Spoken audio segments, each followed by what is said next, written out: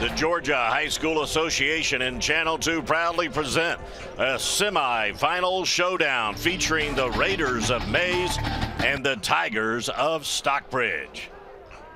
Hello, everybody, and thanks so much for joining us for this semi-final showdown. He's DJ Shockley, and I'm Van Earl Wright. A lot on the line tonight, but also on display tonight, a whole lot of Division I college football talent. And DJ, perhaps the bluest of the blue prospects, plays defense for the Mays Raiders, and his name is Natrez Patrick. Van Earl, I don't get too excited about defensive players, but tonight I'm excited to watch Natrez Patrick play. He is one of the most dynamic players, not only on the field tonight, but I think in the state of Georgia. He's committed to the University of Georgia, but he is a dynamic player who can do a lot of things at the line of scrimmage. His athleticism, he's physical, and they can line him up in a lot of different places on this defense to make plays for him. Last week, 5 sacks and an interception. And you're talking about being versatile at a big guy size like him.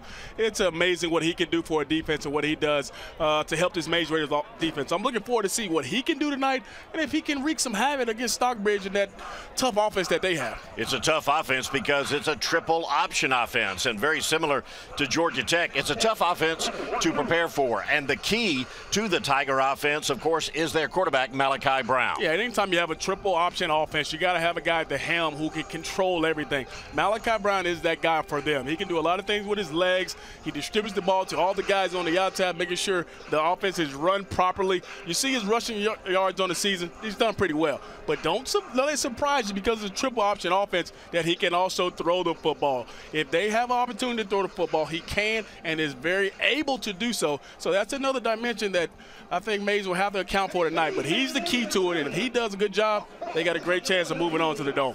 One of his targets, a freshman. Keep your eye on number 88, Marquez Ezer. He is also a real talent. This is going to be fun tonight, ladies and gentlemen. Both clubs playing for the berth at the Georgia Dome and the right to play for a state title. The intensity is in the air, and we're glad you're with us. Kickoff is next.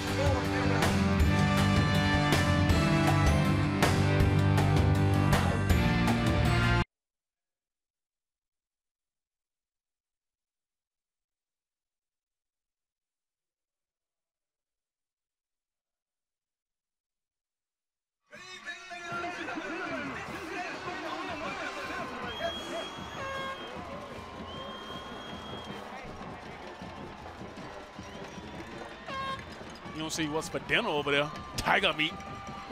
Yeah. Yeah.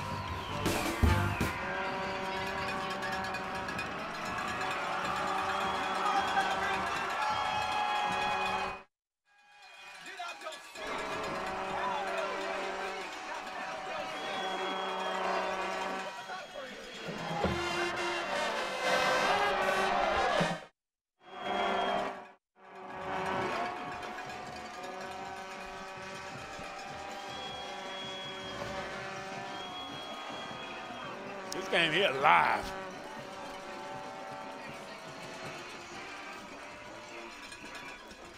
Let's do it.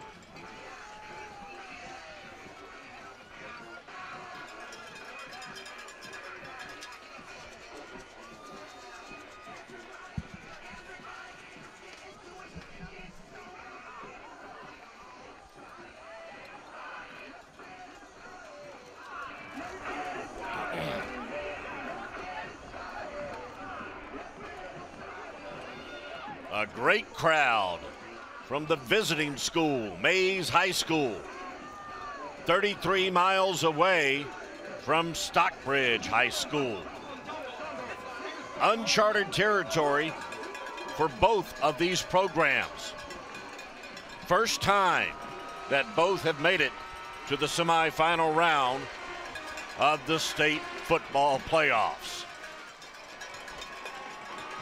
You see Julius Whitehead, one of the captains, representative of the entire spirit and behavior of the Raider team. They are fired up, DJ, and ready to roll. And the Tigers also showing plenty of enthusiasm. Banner, I talked about being excited about Natrez Patrick, watching him play. This environment is electric right now. Both sides are rocking. The bands are going. It's going to be a good night for high school football. Winner goes to the Dome. It don't get any better than this, Banner. Richard Pinedo will kick it off for the Tigers. They won the toss and chose to defer to the second half. We are underway in this semifinal showdown. Good kick fielded by DeParis Carter. And good coverage by the Tigers. Raiders unable to return it to the 20-yard line. They'll set up shop, 1st and 10 at their own 18. Running the show for the Raiders offense, number 17, Asania Adderhold. 6'3", 230-pound junior, a senior, I should say, playing with a torn tendon. Hands it off on 1st down. Romartis Bell straight up the middle. Very fast running back. Comes in with 91 carries for over 660 yards and picks up a 1st down on the first play from scrimmage after picking up 13 yards. Got to get used to hearing that name tonight. He's going to be called a lot. He's a guy they depend on a lot to get the football. Romartis Bell, dynamic back for his size. Whistle blows the play dead. Our referee tonight, Brian Detweiler. Little too quick for the Mays offense. DJ, this offensive line for the team in white and gold, all of them over 300 pounds as you take a look at the Stockbridge head coach, Kevin Whitley. Yeah, that's one thing he talked about was the size of Mays is going to be a big factor tonight. Like you mentioned, all over 300 pounds, big physical guys up front who can control the line of scrimmage. Romartis Bell carrying it again. After the 5-yard penalty, picks up about 5. Should be 2nd and 10 now for the Raiders. Wearing their powder blue and gold uniforms with the white road jerseys. Mays comes in as a number 3 seed. If they go on to win a state championship, they'd be just the 4th team as a 3 seed or lower to accomplish the feat. First throw of the night for Adderhold is complete. Julius Whitehead, the receiver. That's his 14th catch of the year. This is a Mays team that's played some pretty good football all season long.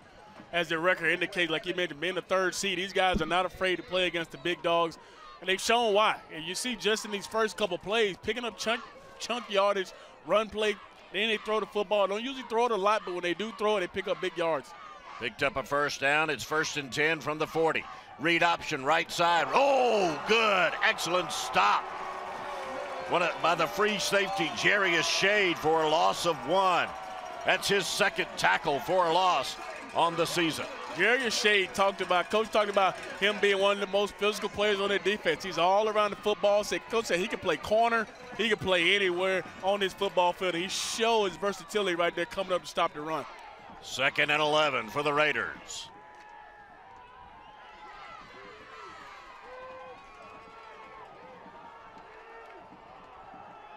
Change of play. Adderhold with play instructions. Fake the run, in and out of the hands, and a tipped ball. That's a dangerous pass intended for Randricus Davis, a 5'11", 175-pound junior, defended by Josh Amonfo, but we got a flag on the play. Illegal man downfield. 2nd penalty of the night for Mays. That'll back him up again. As you mentioned, DJ, they're able to pick up chunks of yardage, but they're hurting themselves here on their first possession. Yeah, they actually came away with a play that could have been a big play for Stockbridge, but unable to come up with it. But even though you get players down the field,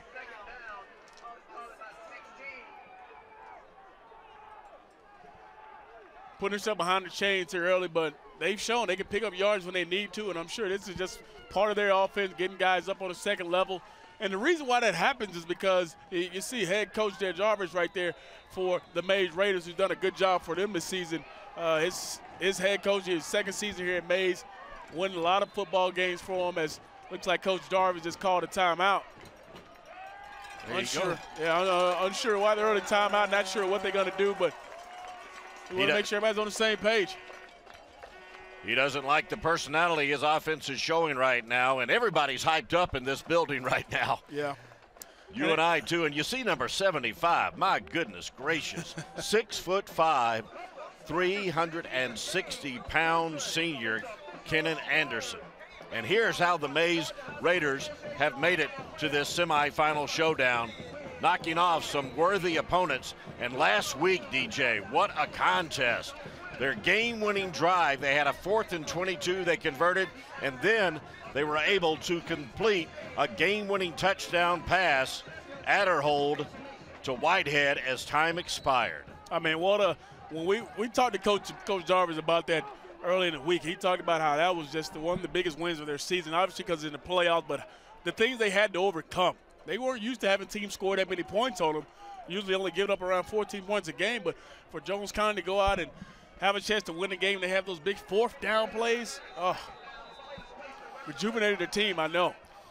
The 41 points they gave up last week were the most they allowed all season long. Adderhold keeps it on the option read. Good pickup on the left side, but still well short of a first down. Picks up 9 yards. Those are the rushing numbers for Adderhold, the Mays quarterback. And that's one thing about his offense. He has to continue to do that, use his legs to make plays. I know he likes to throw the football as well, but if he can use his legs to make some plays, extend plays, they got a good chance of being successful on 1st and 2nd down. Bring it up here, big 3rd down for him here early. 3rd and 9 from their own 43. Adderhold to throw. Oh, and he's sandwiched by a couple of Tiger pass rushers. Number 99, Charles Wiley, who leads them in sacks and tackles for a loss, joining Tyree Turner for the Adderhold sandwich there. Big play on 3rd and 9 for the Stockbridge defense. Major play right there. He looked like he had enough time to throw the football, try to step up in the pocket, but that's what a good defensive line does. They close that pocket, close space on the quarterback, and get to him. Good job of Stockbridge getting off the field. So the first offensive series for the Mays Raiders stalls thanks to a couple of penalties and then a sack on 3rd and 9. Kick goes out of bounds. They'll mark it for the Tiger offense at the 26-yard line.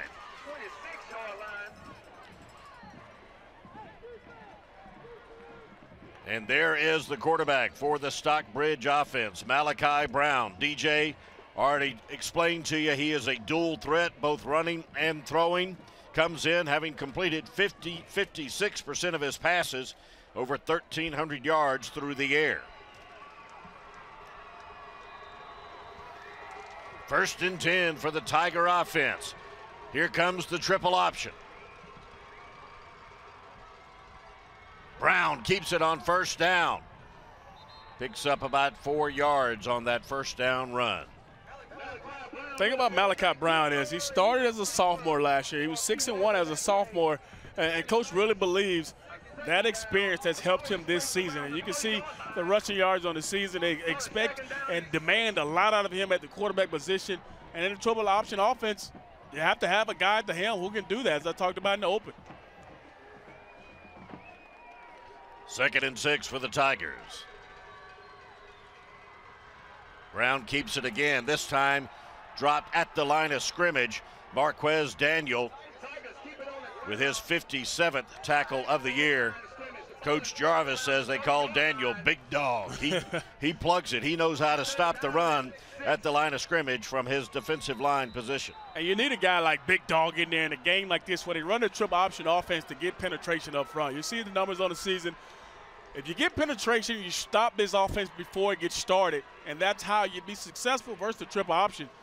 But now, big 3rd down situation. Looks like they're going to go to the gun now for a different look against Mays here. 3rd and 6 for the Tigers. And a timeout called by Kevin Whitley, head coach of Stockbridge. He's in his 6th year. Comes in with a 50-22 record, while the leader of the Stockbridge program, 69% winning percentage. Overall, a career mark of 111-49. And now we need to show you how the Tigers made it to this semifinal showdown. knocking off Stevenson surprised a lot of people, especially holding Stevenson to just 7 points. We saw them earlier this season.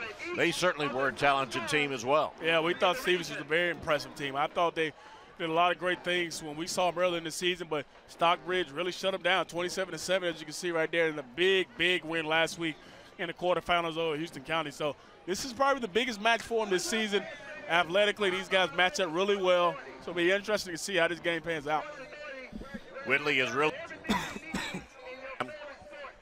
really turned this Stockbridge program into a winner. Third straight 11-win season, fifth straight winning season after a 2-8 record in his first year on the job at Stockbridge. Here we go, 3rd and 6. Malachi Brown from the shotgun, looking to his left, complete. Jarius Shade, the receiver, good enough for a first down. Tiger offense, 1 for 1 on a 3rd down conversion, picks up 10 yards on the play. Both teams do a good job of taking what's given. You see, this is nothing but a hitch route, all hitches on the outside, takes it what they give him. Mays plays a zone coverage, so there's holes in the zone coverage, and a good job of Malachi finding the open receiver and then getting upfield is Shea. 1st and 10 from the 40 for the Tigers. Back to the triple option formation. Brown again keeps it himself. Maybe a yard on 1st down. Gang tackled by the Mays defenders. We just told you about number 50, Marquez Daniel. He has 26 tackles for a loss. Clearly leads the Raider defense. Yeah, and that's what you want in the middle. You got to have a guy who can move the pocket, not just in rundowns, but in pass downs as well, and he does a good job. It's hard to block him one-on-one, and you can see a lot of double teams going to happen from that inside position trying to block Marquez. 2nd and 9 for the Tigers. Brown again keeps it, finds some space, puts the football on the ground, but they're calling the runner down. No fumble. Gain of 7 on the run. He kind of stumbled coming out of it. The last few times he hasn't really had a time to get free. You see he stumbles out of it, and good job of nobody having quarterback in there. You can see his elbow right there is down, then the football comes out. So no need to ever review that if there was review in high school football, but good gain on 2nd down. 3rd and 2 now for the Tigers.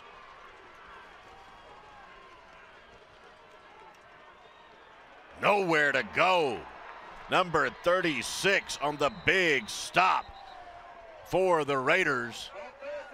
Miles Reed coming up and plastering the ball carrier. Miles Reed, one of the big-time tacklers on his defense as well, coming in with 40 tackles and a couple of sacks on the season, but he just blows this up from Jump Street. Gets rid of the defensive end, gets rid of the tight end, disregards him and makes a play. That's a good job of Miles Reed right there, discarding the tackle and making a play on the football. So on a 4th and 2, Kevin Whitley, even though he's at his own 48-yard line, playing it safe, deciding to kick it away.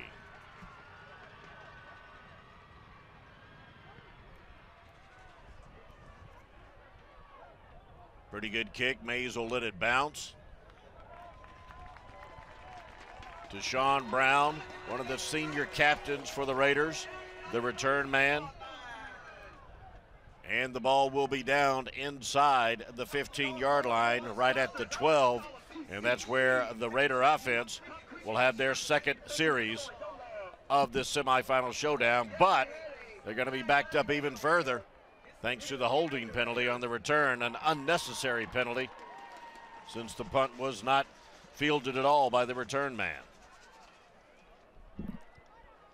Interesting first couple drives here for both teams, kind of filling each other out, having some early success and then kind of not doing much as the downs get on.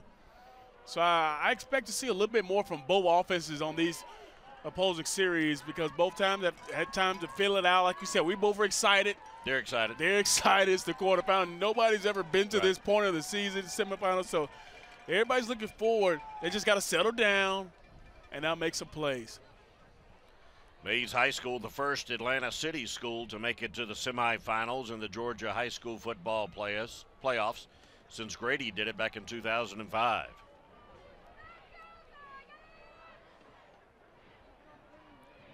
Still marking off the penalty. Half the distance. Line of scrimmage will be the 6-yard line for the Mays Raiders. Second series of the game for the visitors. Handoff left side. Picks up maybe a couple of yards. But, everybody expects this to be a high-scoring game. Everybody expects both offenses to just run up and down the field, but both teams play really good defense. Both teams get after you. They got some good guys up front. They're stout. They like to get after the quarterback. It's going to be interesting to see. As you see, Charlie Patrick is one of the key players as well, who Coach calls the bruiser of the two backs. Quick snap on second down. Romartis Bell, the ball carrier. Good pursuit.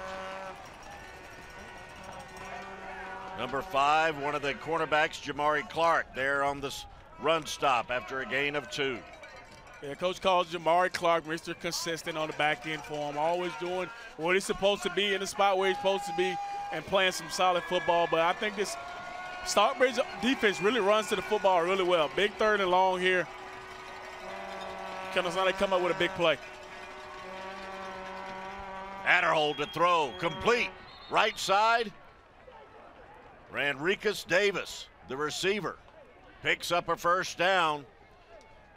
Big play that time for the Mays offense. It's a good job at Adderhold here, just seeing what's available, delivered a nice catchable football, and picks up the first down. That's things you got to do, especially right now when you're backed up against in your own end zone. And you see what Ranricus has done on the season. Very valuable asset for him. First and 10 for the Raiders. Another pass, left side, complete to Sean Brown, one of the senior captains. Excellent run after the catch. Close to the 40-yard line. They'll mark it at the 37. Big pickup of 17 yards for Davis and the Raiders.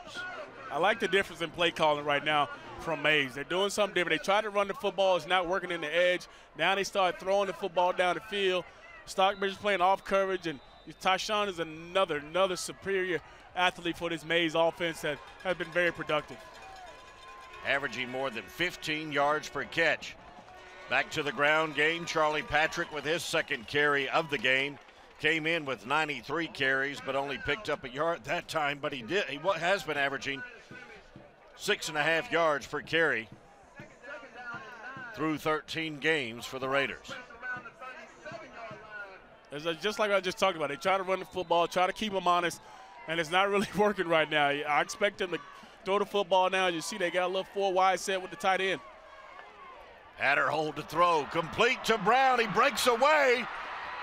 He's got one man to beat, and a touchdown saving tackle by Jarius Shade, the free safety for the Tigers. Biggest gain of the game, but we got a flag, and it's going to be brought back. Holding against the Raiders. Fourth costly penalty of the game for the visiting team in white and gold. I wonder where that holding call was at, because that play happened pretty fast. They get a holding call that quick in a route. It's going to be interesting to see here. I wonder where the hole is. Looks like right there on the right guard right there. He's holding on him right there, and he's outside of the breastplate of what you call. Offensive linemen usually are taught to keep their hands inside. Whenever they get outside, that's when you usually get those holding calls, and I'm sure that's probably where the call came from. Looked like Mason Sims, the guilty party. It was a 34-yard game, but that is wiped off the board. So the Mays offense returns to their own 25-yard line. Second and forever for the Raiders. Man, you see the big guys up front. Man. We talked about it being 300 plus. These are all linemen that love to get after the defense. Wildcat formation that time. Ranricus Davis nowhere to go and dropped for a big loss. A loss of 6 on the play. Charles Wiley with his 16th tackle for a loss on the season. Titus Davis, number 9, is the more highly regarded defender for the Raiders, but Charles Wiley, man, he's just a junior. He's right up there in skill level with Davis. Yeah, he's going to be interesting to watch over the next year or two, see how many teams come after him on the next level. 3rd and 25. Adderhold complete over the middle to Brown. Takes a shot from Shade. Nice pass play, but well short of the first down. So it'll be punt time again for the Raiders offenses, despite the gain of 15 yards. I mean, it's a good job of standing here throwing the football. Take what they give you. Don't want to force the football down the field. Stockbridge, because of the long yardage to get the first down, we're able to play so much off coverage and allow you to take everything underneath. You can have that, but we won't give you anything bigger than that. I guarantee you, Stockbridge saw the film last week of Mays of the big 4th down plays they had to win the game last year. They'll get 5 free yards here, but that'll still be well short of the first down. It'll be 4th and 7 for the Raiders. And it'll move the line of scrimmage to the 40-yard line. Not sure if they have a fake punt in their playbook. Not this early, Beto. Not this early. Not right here. Not in a scoreless tie. Decent punt down the left side. Shade lets it go. And it rolls out of bounds at the 14-yard line. Well, if anything, they flipped the field. You have to think about where they started that last drive at their own 6-yard line, and be able to flip the field so you have some good field position for your defense is always a positive. So I know you didn't score points, but you flipped the field. Now you're playing a field position game like we just mentioned. This is a 0-0 game. You want to make them work for everything they get. Impressed by Stockbridge defense, especially. I mean, when you got an offensive line in your opponent where every blocker is over 300 pounds, I was thinking coming in, my goodness, they're just going to beat them to death, but Stockbridge is hanging tough. And we thought about they would control the line of scrimmage, but Stockbridge has actually done a good job against the run. Really, really have. With the 300-pound lineman, you see Mays takes their 2nd time out of the half. But going back to the big guys up front from Mays, we thought they would definitely control the line of scrimmage. Mays would be the more dominant team running the football at least, but we haven't seen that so far. Stockbridge's defensive line has stood up to the plate. They got some pressure on Adderhold. They've done a good job of stopping the run here and there and forcing them to throw the football. Interesting game already. Here's how Mays made it into the playoffs, part of that big Region 6 in Class 5A. Most of these schools from DeKalb County. Mentioned Mays came in as a number 3 seed. And if they're able to go on and capture a state title, they would become just the 4th team in Georgia high school football history to win a state championship as a 3 seed or lower.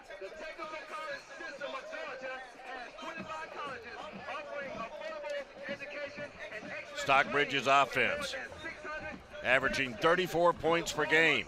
Most they've scored in a contest, 45. Their low production, just 6 points. They've got 2,000 more yards on the ground than through the air, and that's because they run the triple option offense where they're lined up again on 1st and 10 from their own 14. Artemis Mitchell, the ball carrier. Head coach Kevin Whitley said he is also such a key performer for this triple option offense, and he comes in leading the team in running yards with over 1,200. And even though they haven't had good success early running the football, they're going to stick with it. We've seen some teams on the next level, such as Georgia Tech, who can run the football really well. If you stop it, okay, fine, but we're going to stay with it. We're going to eventually wear you down, and that's been Stockbridge's MO. And you see what Artemis Mitchell's done on the season, like you mentioned. Huge part of this offense, 19 touchdowns, makes plenty of plays for him. Another whistle and another flag.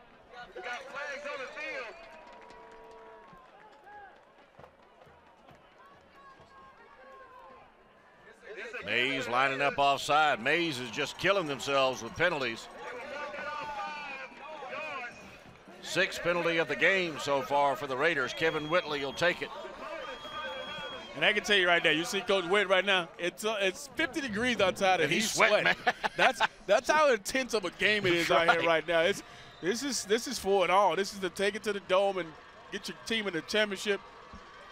Weather's no factor tonight, though. Penalty enabled the Tigers to pick up a first down. But Brown's pass is picked off by Monquavian Brinson. His second interception of the season. That'll be a big lift to the Mays Raiders. That's one Malachi's going to want back. He kind of threw that one up for grabs. That was anybody can have it, and that's one they're going to want back from. I know he runs a triple option offense. He throws it from time to time, but that's one that's just unorthodox by him. You see throwing off his back leg. 3 to 4 Mays defenders in the area, and Monquavian Brinson just making a great play on the football, coming off his man to make the interception. Mays in great field position now, Ben Earl. Exactly. They take over in Stockbridge territory. First time all night long the Raiders have been in enemy territory. 1st and 10 from the 43. Adderhold keeping it himself straight up the middle. Picks up 3 yards on the first down run. 2nd and 7. Mays is similar in the same way. They want to make sure they keep you honest, run the football. They're going to stick with it as well. First quarter ends like it's going to be the last play of the first quarter. It's what we thought, Van Earl. First quarter, no points. That's what we thought, huh? No. That's not even close to what I thought. We are 25% of the way through in this battle for a right to play for a state championship. Bagels on the board at Stockbridge High School. You're watching Friday Night Football from the Channel 2 Sports Zone on WSBTV.com.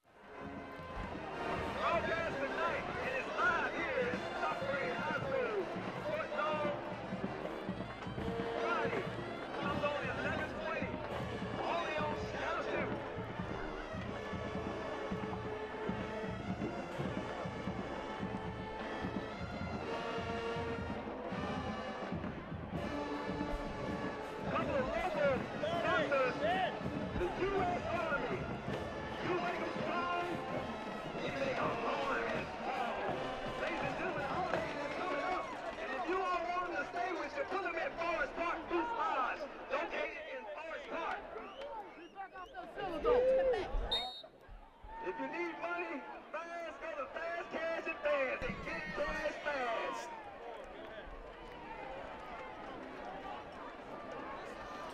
Asania Adderhold. Mentioned right off the bat, he's playing with a torn tendon. Head coach Jarvis told us he's scheduled to have surgery after the season. That's a tough kid. Yeah, and it's in his ankle too, so that makes it even worse.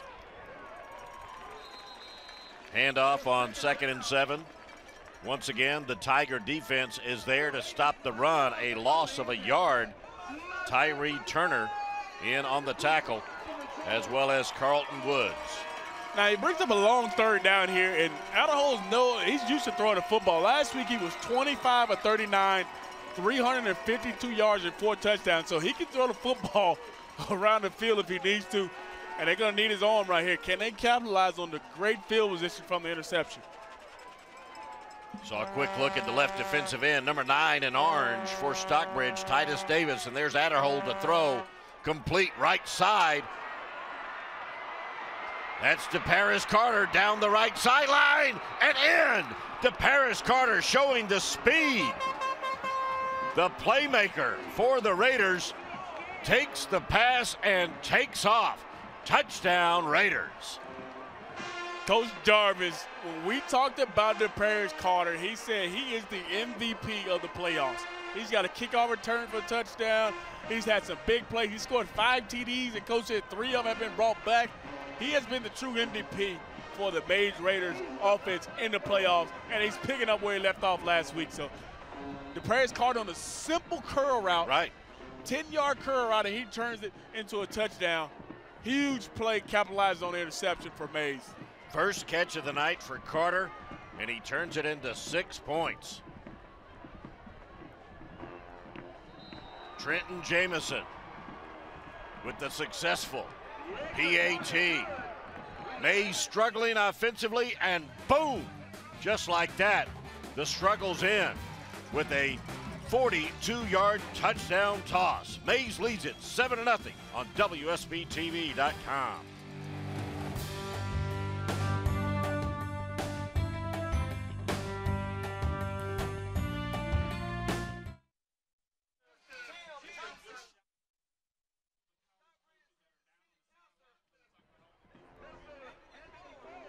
Right side.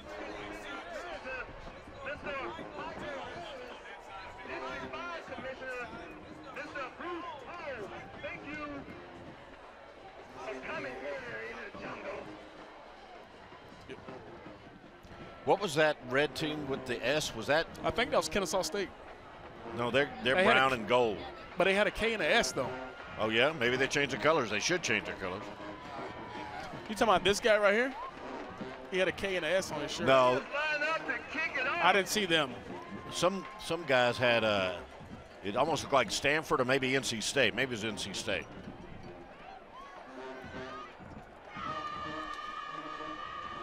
Is that Northwestern? No, it can't be Northwestern. Where's B-Mac? Is he already left? No, he's probably on the other side because this guy's from Mays.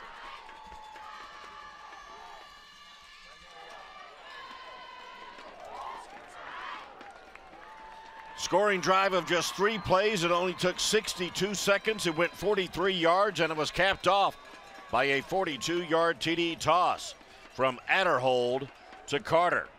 As the Raiders kick it off, short kick fielded by Ezzard. He slips at the 25, still fighting, and gets it out to the 30-yard line.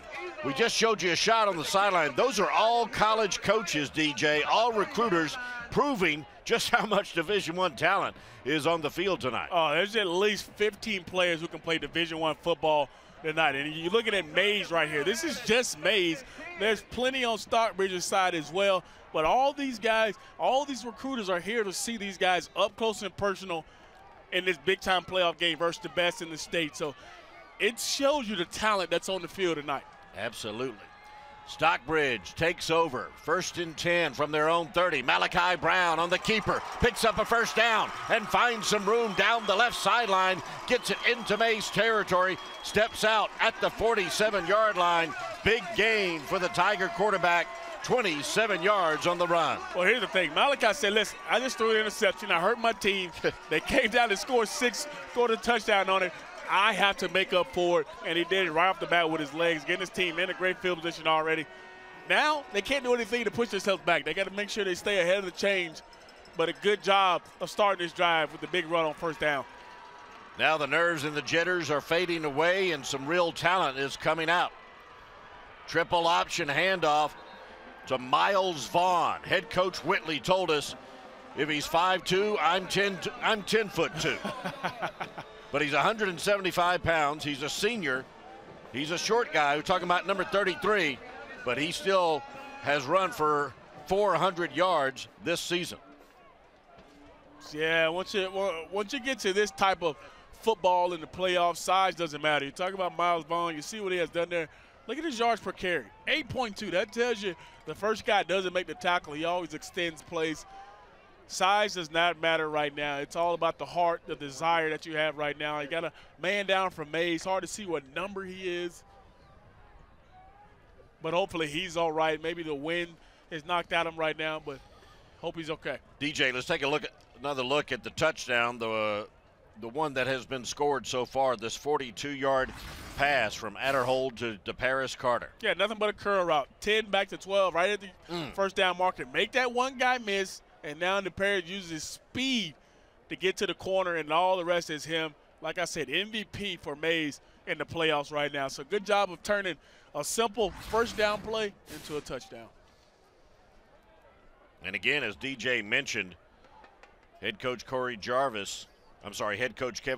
Jarvis told us that last week Carter scored 5 touchdowns.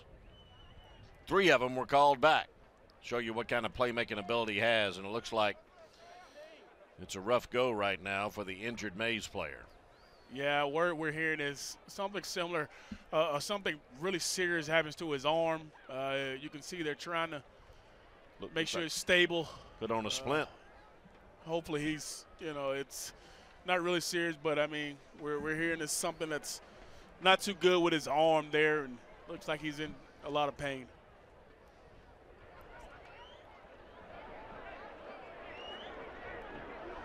Always terrible to see something like that to any athlete in a competition. Yeah, you don't want to see that happen, especially these kids work so hard to get to this point. This is what you work for in the off season. This is what you work for in the summer when you're working, sweating hard, and now you're one game away from playing a state championship game, and you see his Coach Jarvis comes over and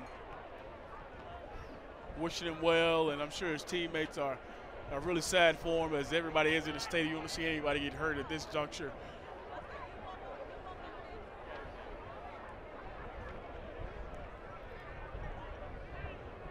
While we have this break in the action, we'll show you how Stockbridge advanced to the playoffs. They too come out of very, very big Region 4 in Class 5A with a 4-1 region record, 8-2 regular season. That gave them the #1 seed. And they come into tonight's contest, of course, with 3 more wins for an overall record of 11-2. Stockbridge opened in 1964, and they're the first Henry County school, public school I should say, to make it to the semifinals of the football playoffs. They also come in with a 5-game winning streak after capturing their second region title. Kevin Whitley really done a fantastic job here with the Tiger program. We got the replay to actually, it's hard to see what happens as we try to view what happened. Up to the top of your screen, and you see the tackle pushes him to the ground, and you see that left arm is extended, and you can just see, it's just not pretty. Not pretty, not good. It's just tough to watch, but he knows right there something is wrong and it's not okay, and it's tough to see. Tough for the young man to be hurt like that, and prayers go for him, and hopefully he's all right. I think I saw the number to be number 10. If that's the case, it could be Julius Whitehead, one of the senior captains. Definitely looked like a broken arm. We're going to take a timeout. We'll be right back.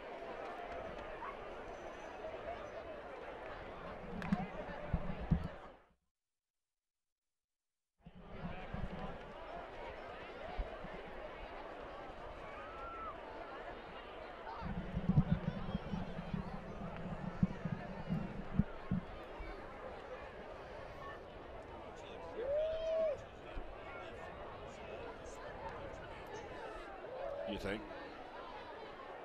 Right here. These guys could be, maybe. Yeah. I don't know. Right there on about the 25. Yeah. A few of them.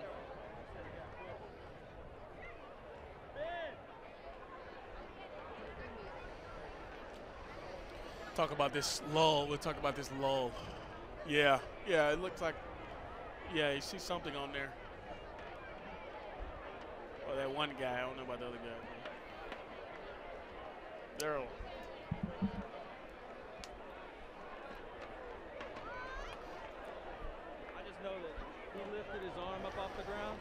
We've got an injury timeout on the field here at Stockbridge High School. One of the Mays defenders appears to have suffered a broken left arm. It's a tough moment in the game, not only for the individual, the player that's hurt, but also for the players who are starting to get into this ball game. As we saw, the first quarter was both teams trying to fill each other out, not really being successful either team. And then now you're seeing, on the bottom, you see Stockbridge trying to stay warm. Mentally, this does a lot for your team. You're starting to get into the ball game. You're starting to get warmed up. You're starting to feel other game. And you have this big lull in the game right now. So It's going to be tough trying to keep these guys focused, keep them warm. Like we mentioned, it's not an overly terrible cold night, but if you're sitting around long enough out here, you could get cold and get stiff. So these guys got to make sure they stay warm and stay active. Look at the Mays Raiders. Also coming in with an 11-2 record out of the city of Atlanta.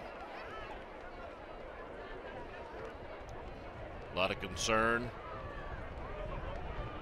with those players about their fallen teammate. Being tended to right now by a lot of medical personnel.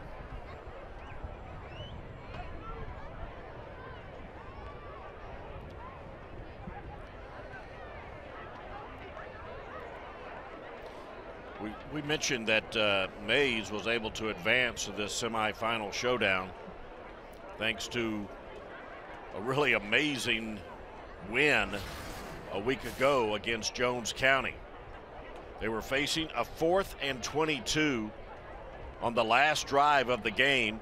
Adderhold able to convert, and then as time expired in regulation, Adderhold to the end zone, avoiding the sack and completing the game-winning touchdown play. That is an amazing, dramatic performance and victory by Coach Jarvis and his Raider ball club. Leonard, it wasn't like 4th and 2 where you had to run a dive, or 4th and 3. They had a 4th and 22 and a 4th and 17, and even on the last play, you see Adderhold had to fight off a couple defenders and finding a way to throw the football down the field, and it was just a tough way to go out if you're Jones County, but even better way to go out if you're Mays. And as you can see, the ambulance is coming up. They're gonna have to bring him out and put him on the gurney, make sure he gets there and stabilize that arm and take him to the hospital immediately, probably.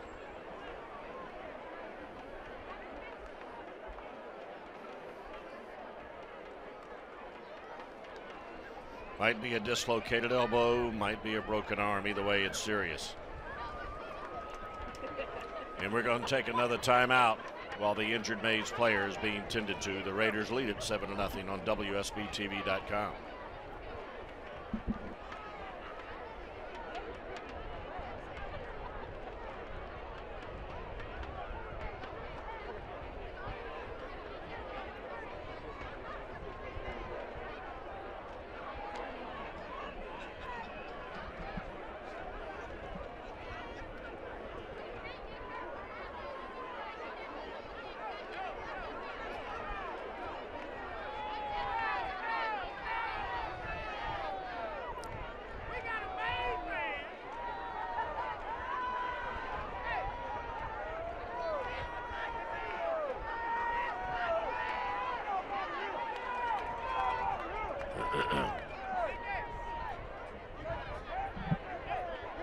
What's that?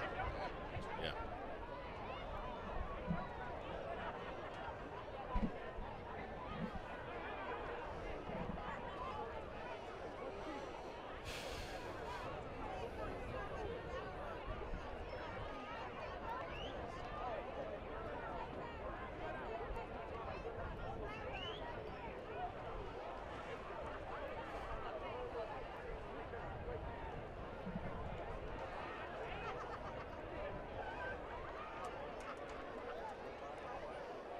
Back at Stockbridge High School,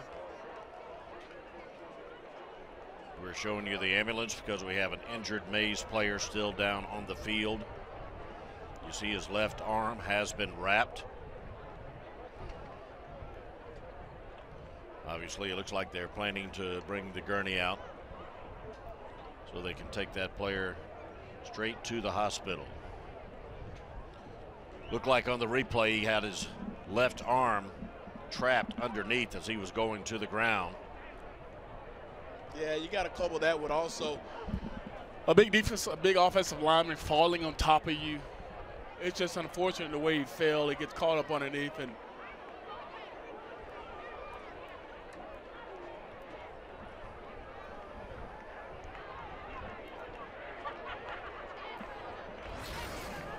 Here's a look at the play. Stockbridge offense on the field, and there you see at the top of the screen, the left arm got caught underneath as he was on the bottom of that pancake block.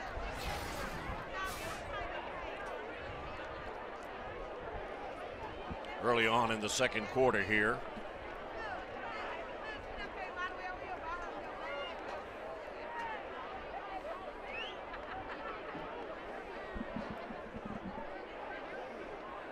Going to be a few minutes to get the player on the stretcher.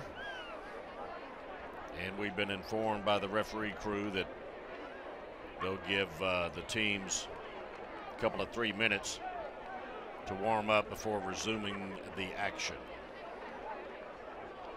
Good to see the player to his feet.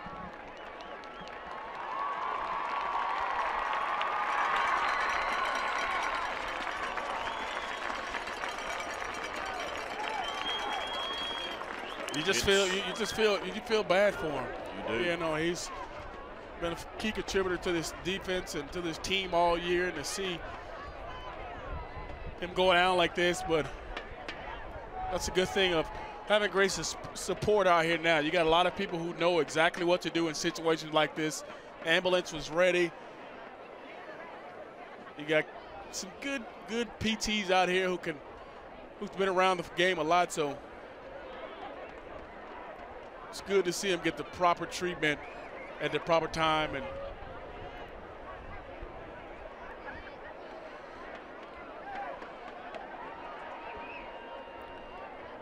look at the Stockbridge Tigers trying to stay warm and stay loose during this break in the game due to injury. it's going to be very interesting to see how both teams respond after this long break. You see some teams lose momentum. You see some teams kind of get unfocused.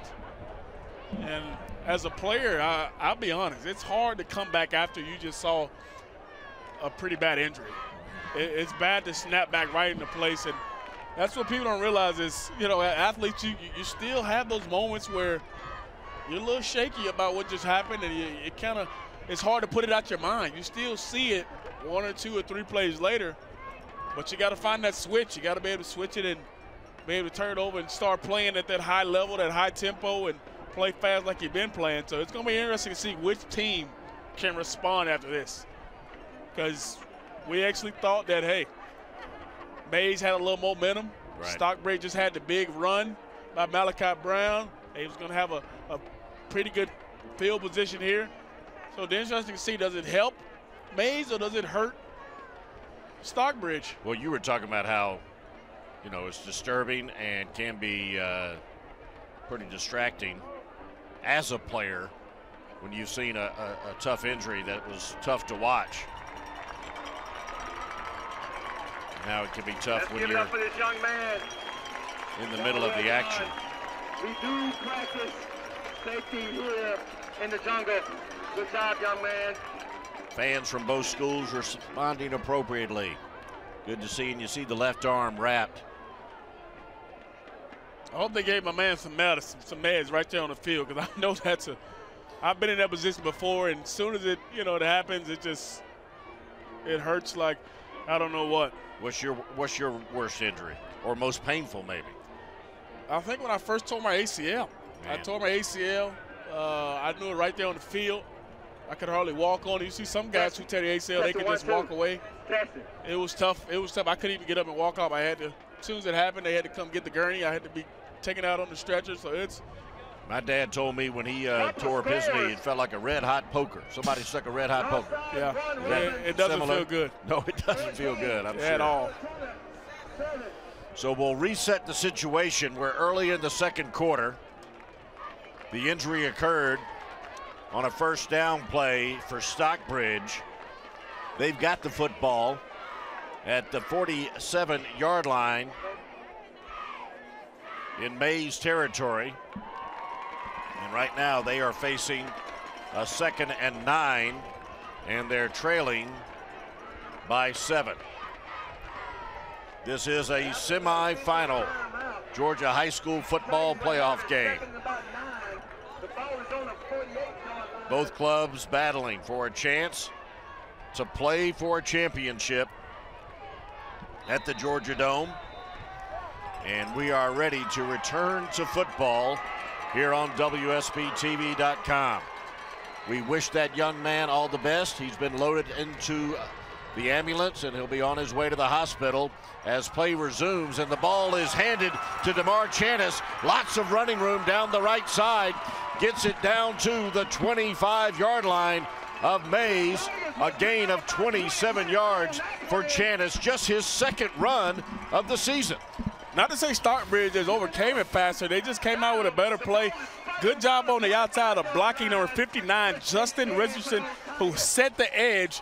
And a good job of DeMar Chanis just getting to the edge and getting to the corner. Two big dynamic plays by this Stockbridge offense to move the chains, and now in great field position to respond to Mays' big play. Chanis with 13 catches, but as mentioned, that was just his second run as Malachi Brown pitches it to Miles Vaughn right before his knee hit the ground. Good play by the quarterback, but also kind of a dangerous pitch. He's not down yet. I don't mind the call at all. If he can make this play, you make it. You want to make sure you make it tough on your team, and it's a good job of staying with it with his running back. Good job of Miles Vaughn staying with the pitch and keeping that good pitch distance between the quarterback and the running back. Gain of 2. It's 2nd and 8 for the Tigers.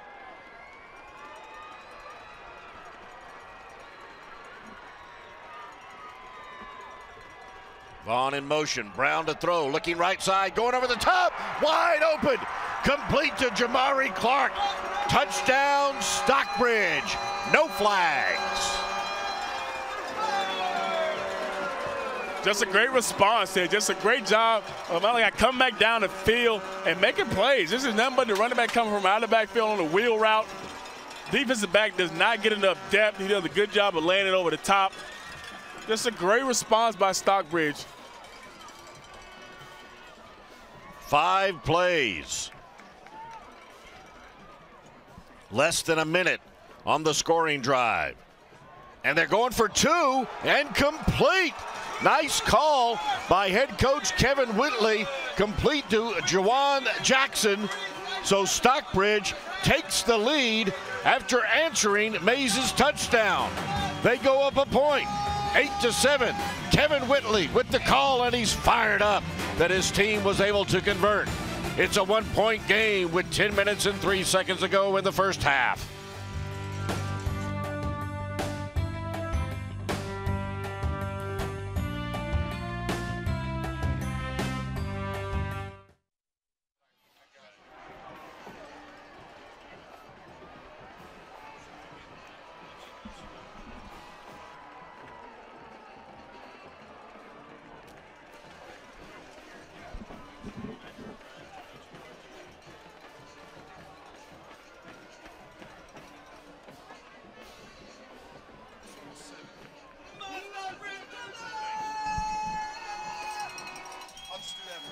Okay.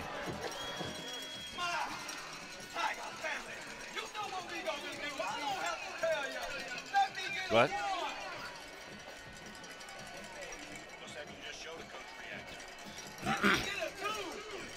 Okay.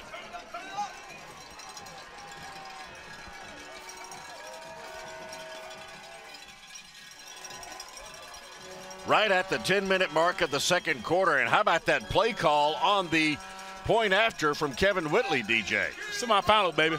It's win or go home right now, as it's been the whole playoffs. But this is the biggest game of the season up to this point right now. You got to pull out all the strings, and it was a great call, too. He was wide open. Great call and beautiful execution by his players as Panito kicks it, fielded by DeParis Carter. He's the kid who scored the touchdown for Mays, and he's breaking away, and finally, no, still on his feet. And now fighting for yards and having to be wrestled down by 5 or 6 Tigers. Excellent return by DeParis Carter. We talked about his playmaking ability on the touchdown catch. He showed it there on the kickoff return. Yeah, they had a chance to go in the end zone. He stopped it before he went in the end zone. I said, when he first called, I said, oh, bad decision. They're going to get him before he gets to the 10-yard line. But this is just his MO right now. He's made it good. He's playing good all of this playoff. You see right there, he steps right on the half-inch line And he just makes a play with the football. Man, look at that quickness, he's a DJ. dynamic player. Woo! Dynamic player with the ball in his hands. 6'3", 180 pounds. My goodness, the fluid and the smoothness of the running ability. I'm amazed. I got to find a way to get him the football again in open field. Any way possible. He does not disappoint. Little personnel mix-up for the Mays Raiders. They're ready to go. 1st and 10 from their own 36. Screen on the left side. Poor throw by Adderhold Davis, the intended receiver.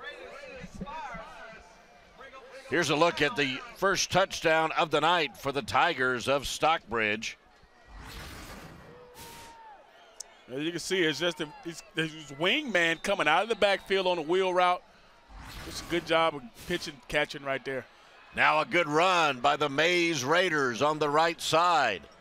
Ball carrier Durante Langford, just his 20th carry of the season, picks up 9 yards. And we see something different right now from Mays. They're doing a little hurry up. They're going a little bit faster, trying to get their momentum back. Obviously, they feel like Stockbridge is feeling good about themselves right now. Mays is trying to change up the tempo. Just shy of the first down, 3rd and less than a yard to go. Langford again, the ball carried. I think he fell forward for a first down. As we start to get a little drizzle outside, you got to wonder how this affects Mays throwing the football. We know they like to throw the football a lot. As we talked about, as Adderhold threw the ball 39 times last week.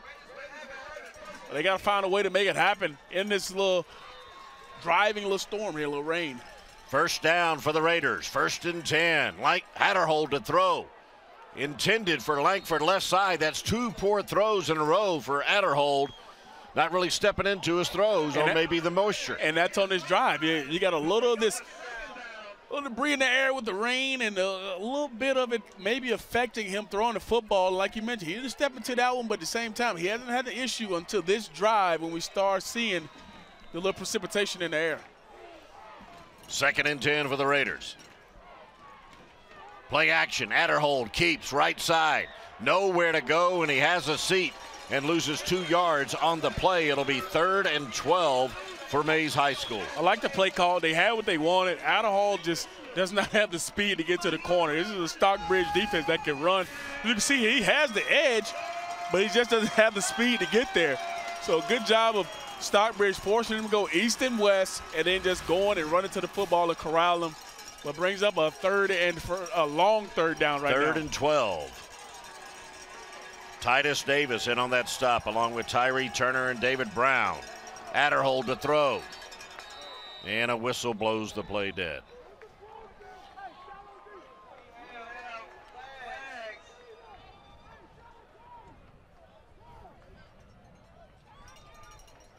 Brian Detweiler. That's going to make it even indicating tougher. Illegal procedure, which will make it 3rd and 17. It was already tough at 3rd and 12. You turn into 3rd and 17. I've said this many times. There are not many plays in the playbook designed for 3rd and 17. Line of scrimmage will be the 42-yard line of Mays.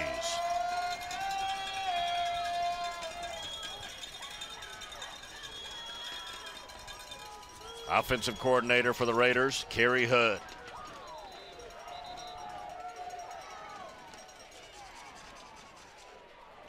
And the referees come in again.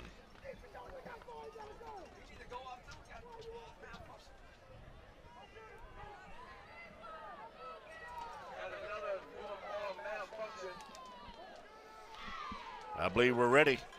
3rd and 17 for the Raiders. From their own 42. Adderhold looking to throw. Stepping up. Has a receiver complete to Carter.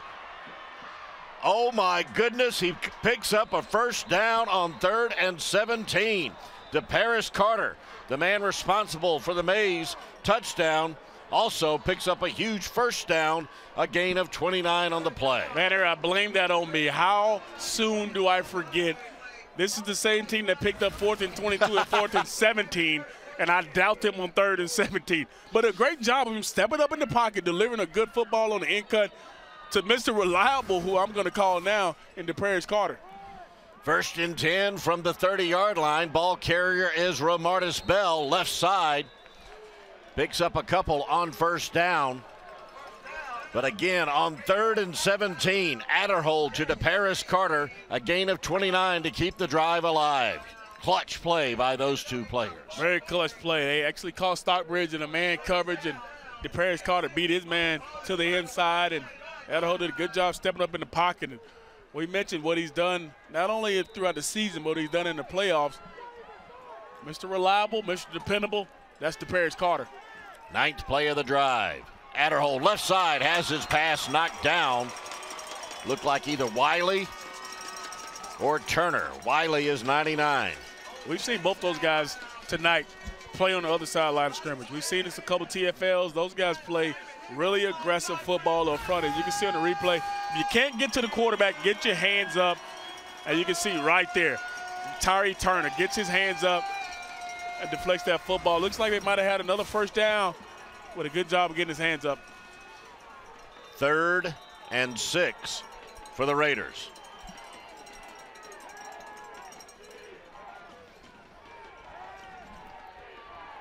Adderhold running out of time and goes down. 2nd sack of the night. Wiley in on that one. He was in on the first one as well. That gives him 17 for the season, a loss of 7 thanks to the pass rush of the Tigers. Yeah, we saw Adderhold get away from a similar play like that last week and completed. Not this time. Good job of surveying the field, trying to step up in the pocket again, and there's Tyree again. His 2nd consecutive play, making his presence known with the deflection and now with the sack. The loss of 7 makes it 4th and 14. Here comes a goofy formation on the punt, and a whistle stops play as Stockbridge calls timeout. They didn't like the look of that situation. I'm with it. That's exactly what I was thinking too. What in the world? Oh no, timeout, timeout. You're not gonna catch me slipping. That's what Coach Witt just said right there.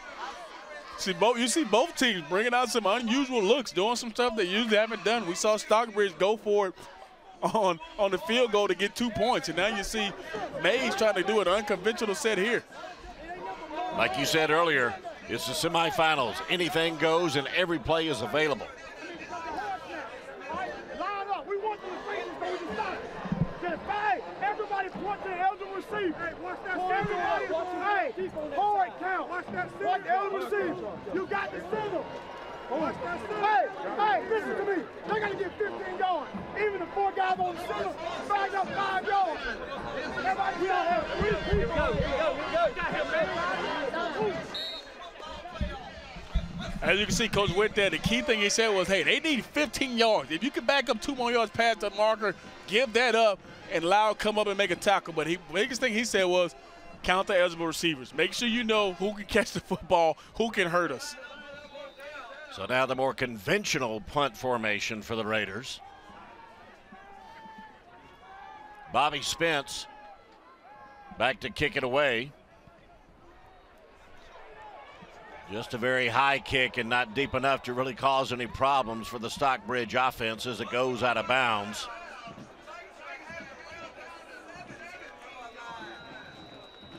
They'll mark it at the 17, and that's where the Tiger offense will take over under the leadership of quarterback Malachi Brown. We had a long delay around the 10:47 mark of the 2nd quarter for an injury timeout. Serious enough to bring on the ambulance and take the injured player to the hospital. Coming out of that delay in the game, the Stockbridge offense able to score a touchdown and then successfully convert the 2-point conversion. And they lead it 8-7 as we approach the 7-minute mark, and Stockbridge takes over on their own 20. Brown over the middle, has a receiver, beautiful diving catch. Titus Davis, the man who usually plays defensive end, comes up with his 4th catch of the season, a gain of 11. But a penalty against Mays. That's just an outstanding catch right there. I'm not sure what Malachi saw to make that ball, to throw it in that traffic. but that's an outstanding catch. And then to add on to it, you got a personal foul by Mays to add 15 more yards to it. So that brings up just great field position now for Stockbridge. Roughing the passer against the Raiders.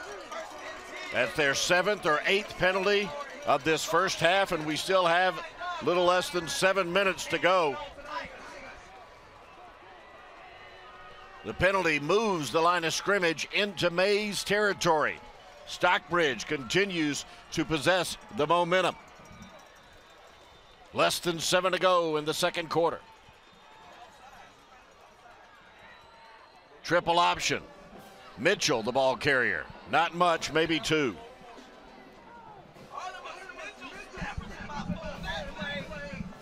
Going back to what they do best, run the football, grind you out. Don't forget about the triple option. This is something they really do well, like you mentioned, Vanner, early in the game.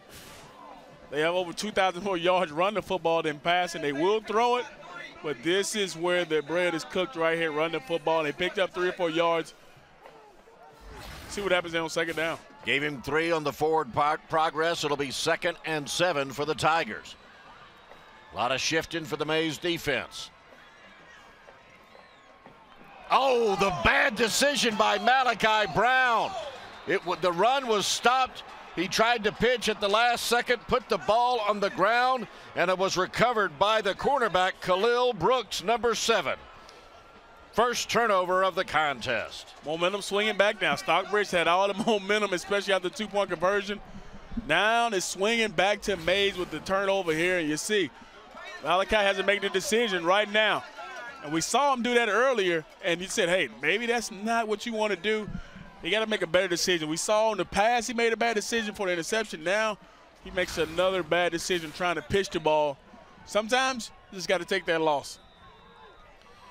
And you were very kind. You didn't point out that I've made a mistake by calling that the first. That was the second turnover of the game.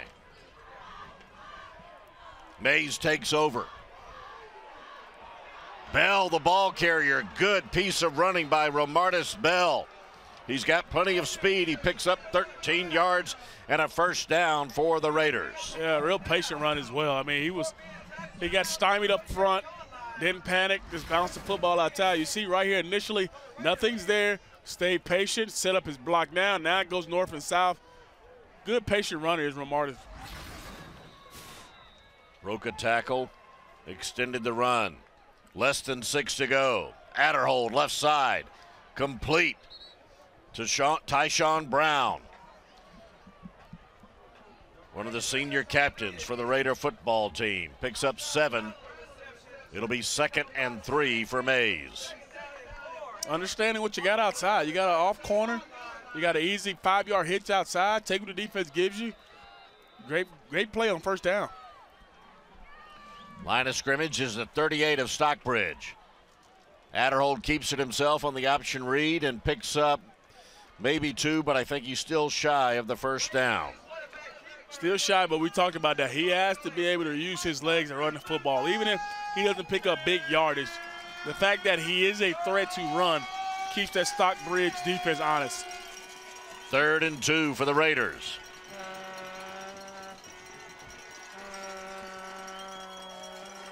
Looks like Stockbridge is in a zone.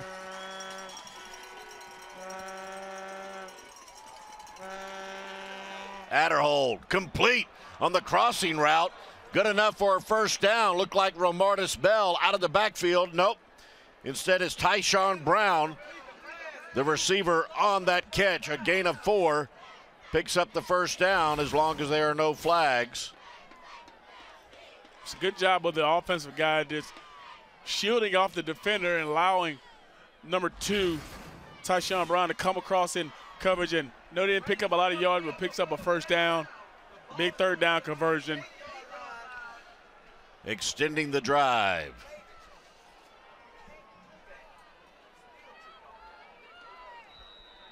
First and 10 for the Raiders.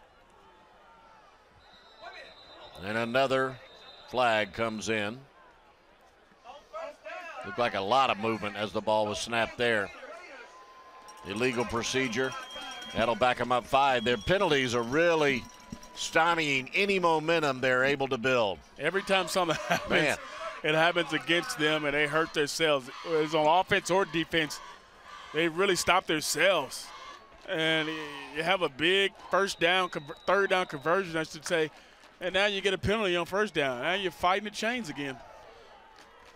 1st and 15 at the 34. Langford, the ball carrier. Picks up maybe 1. We've seen it happen a couple times tonight, Vanderbilt. Whenever they have a penalty, they usually lose the momentum, they lose the tempo, they lose that just edge they've had coming into this drive, and it kind of stalls out. And this is turned into that particular drive. Another 2nd and long. They've been in long situations majority of the night.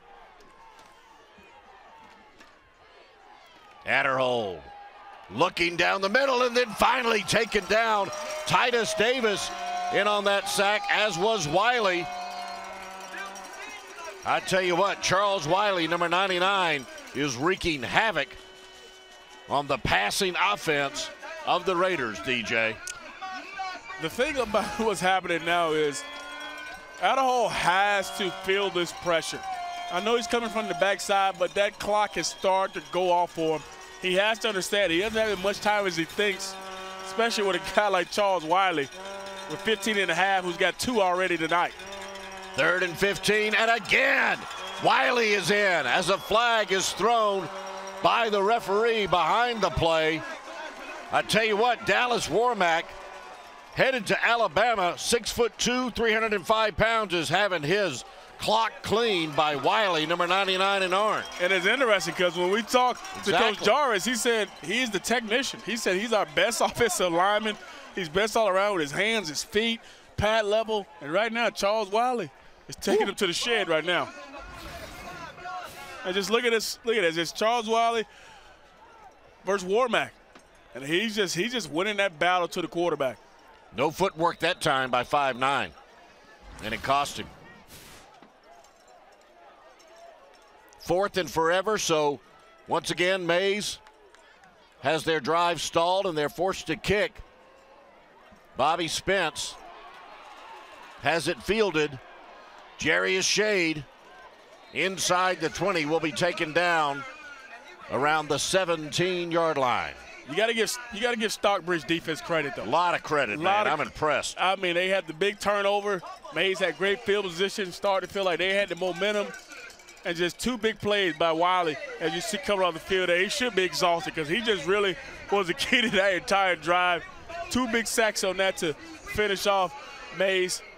Right now, he's MVP going into halftime. Charles Wiley, just a junior, but already 4 sacks on the night. Big play that time.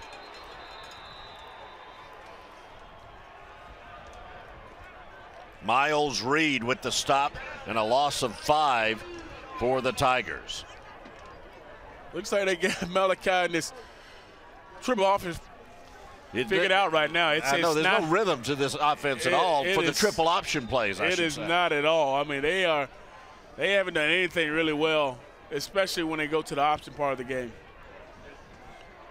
But you're right, you got to credit the Mays defensive line with really disrupting whatever flow they're trying to establish. 2nd and 15. Malachi gives it to the dive back up the middle, might have picked up 2 on that 2nd down play. Yeah, the rhythm has just not been there for Stockbridge, especially running the football. They've had some success throwing the football. I'm not sure Coach Witt is extremely impressed by the way they're throwing the football because he's forced a few of them, but you got a 3rd and long here. Do you allow Malachi to throw it? Or you just try to play conventional and run the football and see if you can. They got an unbalanced set over here, I know that. Way unbalanced, and the refs didn't like the look of it. Might be an illegal formation. No, it's going to be timeout instead, called by Stockbridge. Hey, want to remind you to stick and stay for halftime. Our recruiting report this week from Michael Carvel of the AJC, along with Zach Klein, will feature the top juniors in the state. And I think they missed out on Charles Wiley. He Absolutely. should be on that list from what we've seen no doubt so about far it. in the first half, but we've also seen 3 of these 4 players. Nauta Buford, E.J. Price of Central Gwinnett. Imado Bebe from North Gwinnett. Very talented receiver. They'll be talking about where those kids are considering right now for their college football careers, as you see Charles Wiley getting his share of airtime. Very deserving of airtime right now, the way he's been playing. I was kind of disappointed that Stockbridge took that time out. I wonder if it was something that they saw they didn't like, but they actually had that entire side over just outflanked because they had an unbalanced set where they brought another offensive lineman to the other side of the field, and they had Mays completely full. It could have been a big play.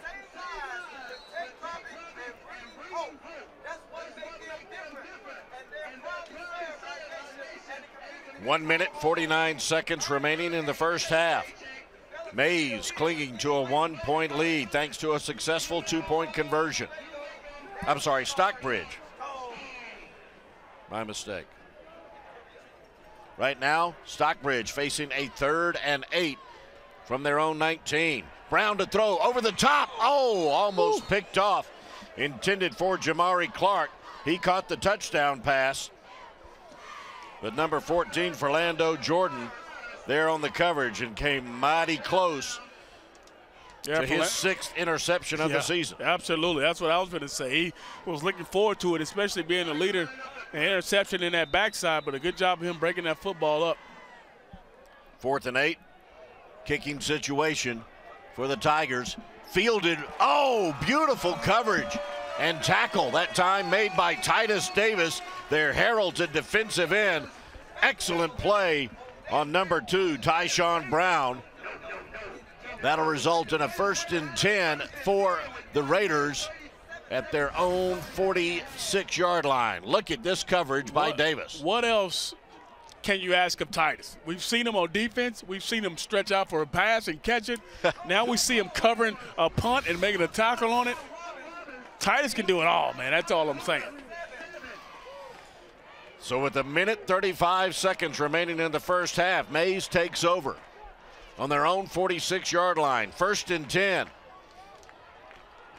They put together a game-winning drive and scored as time expired last week in the quarterfinal game. Let's see what they can do in this 2-minute drill. First down is a successful pass play to Randricus Davis. Picks up a first down after a gain of 14. And the good thing about that, he had the wherewithal to know, hey, I got to get out of bounds. This is hurry-up offense. They don't have but one time out left, so they got to make sure they use the sidelines, and if they don't, they got to pick up first downs and stop the clock. Line of scrimmage is the 46 of Stockbridge. Adderhold over the middle, goes to the short man. That's Davis. 2nd straight reception. Again, steps out of bounds at the 26-yard line. Plenty of time remaining, 75 seconds on the clock. Yeah, he did a good job once he caught the football because he just ran away from number 10, the linebacker, Josh Amanafo. Just ran away from him in man coverage. So finding the matchup, Mays doing a good job of throwing the football down the field. I think they got plenty of time right now. Plenty of time. A gain of 20 on that play.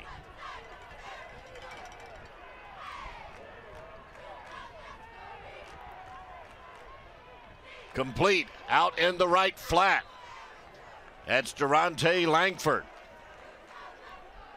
Like what I'm seeing from Adderhold right now. He's being very good with the football, not trying to force the football down the field, taking what they give him.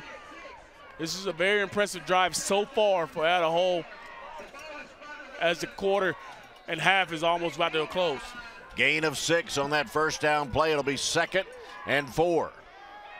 Adderhold again, right sideline, complete to DeParis Carter, picks up the first down. Beautiful 2-minute drive on display for the Raiders. You got to wonder if Stockbridge is afraid of the speed of Mays because they have yet to come up. They're giving all this underneath stuff.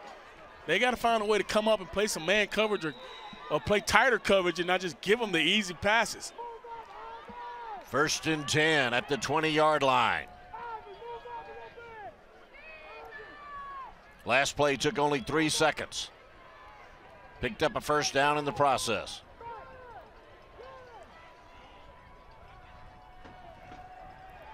Looking down the right sideline. Complete to Carter, but out of bounds. No good. I mean, that was a spectacular catch on the side over there. You see what they're trying to do. That's their playmaker. Throw him a jump ball, see if he can make a play for us. And just a little bit too wide, as you see that left foot just barely out of bounds. Barely out of bounds. But look at that catch, going up to get it at his highest point. You see that left toe, left foot is just barely out of bounds, but what a great catch. Beautiful catch by Carter. 2nd and 10. 1:09 on the clock.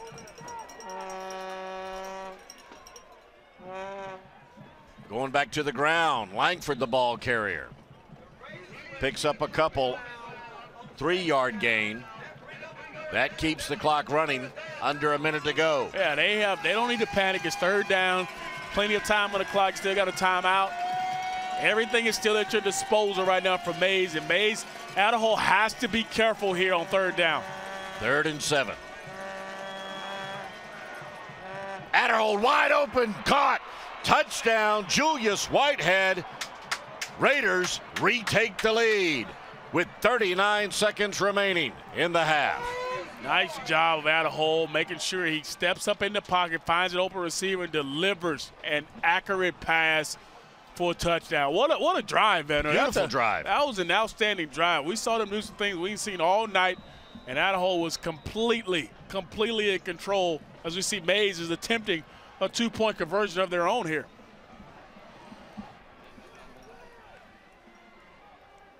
Two-point conversion will give them a 7-point lead. Adderhold looking for a receiver, has one, but Carter can't bring it down. Throw was a little high.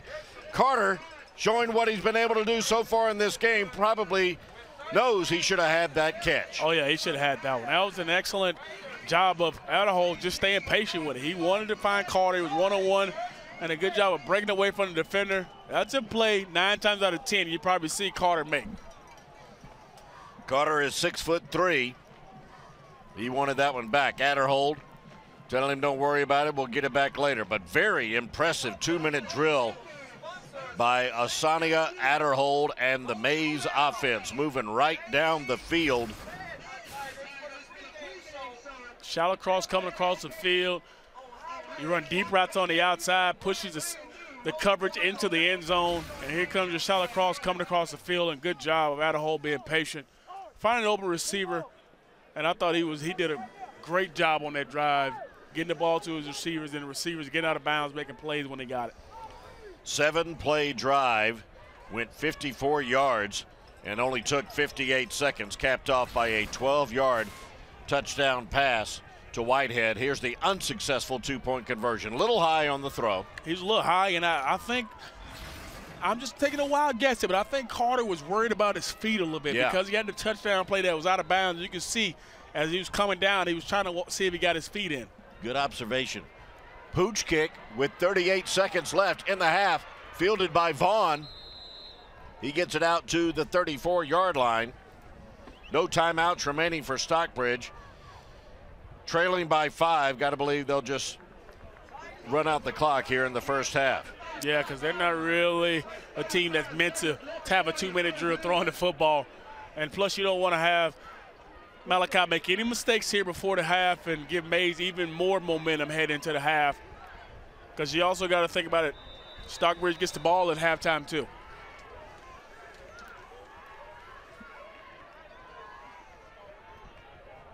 Gives it to the up back. That's Artemis Mitchell. Picks up 4 yards. Clock is running. Less than 20 to go. There goes Malachi Brown. He'll step out of bounds right at midfield at the 49-yard line, stopping the clock with 13 seconds remaining after gaining 11 yards.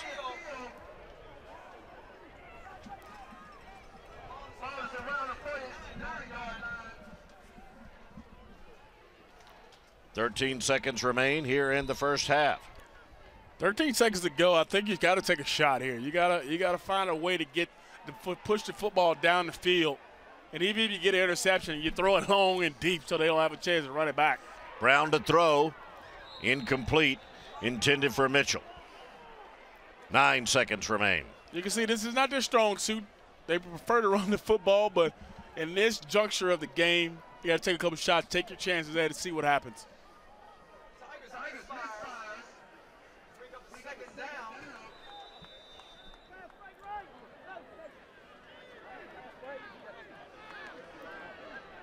I'm taking a knee, Coach. I know you are, but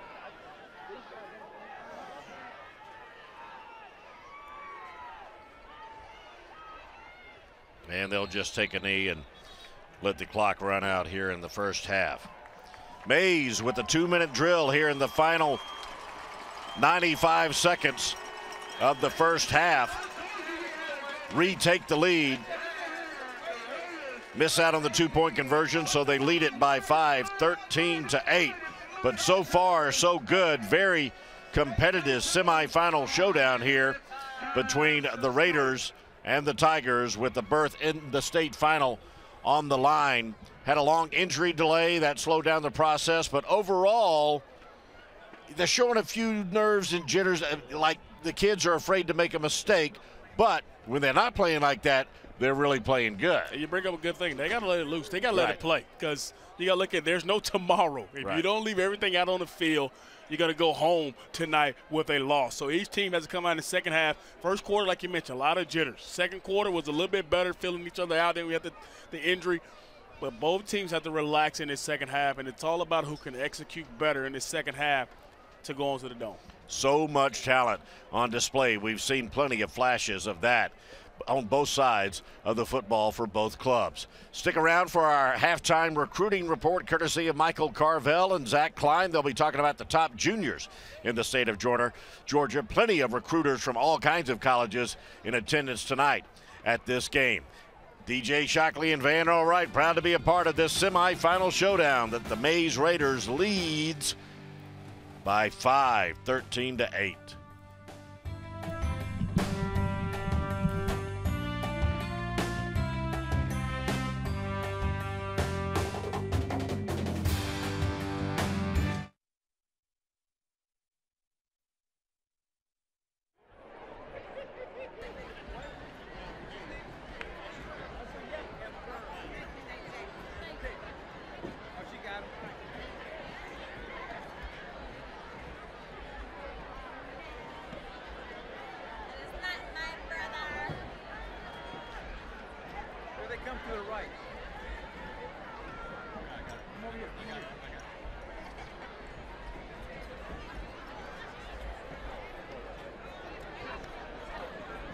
You got the front mic on?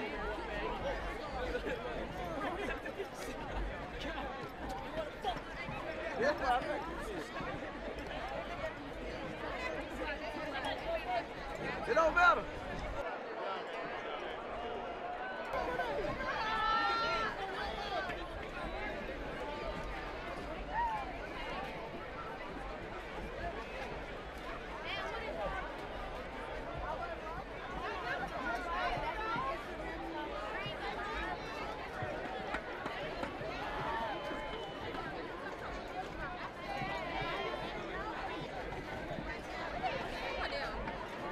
Stockbridge High School. We'd like to thank you for your hospitality in hosting us in our pregame dome party, because that's where we're headed. Are there any Raiders in the house tonight? Southwest Atlanta, stand up. Zone 1, Zone 4. It's showtime. This is how we do it. In the SWAT. Press on. The Waikiki Hawaii Pearl Harbor Commemoration Parade. All the way from 3450 Benjamin E. Mays Drive in the heart of the SWAT. It's the thrill from the hill. It's the blue and gold Montana.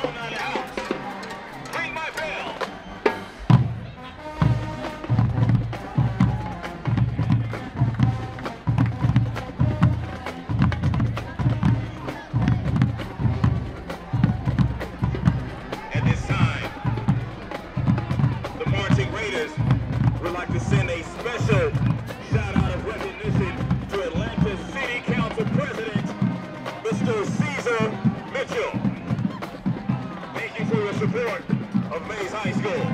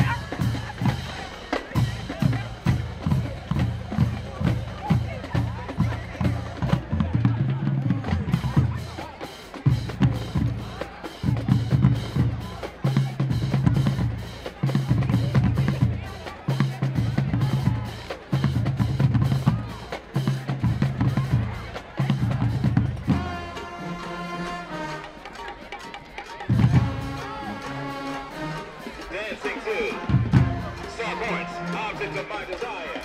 Show your love for the Royal Rex.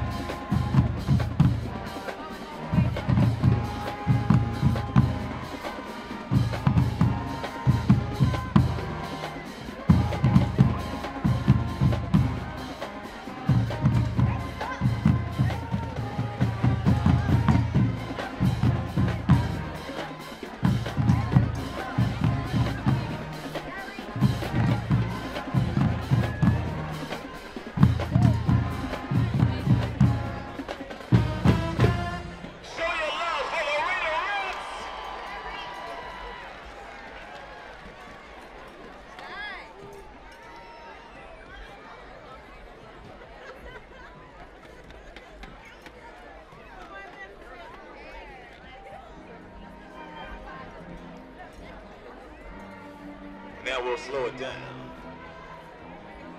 Lil, Teddy P, close the door.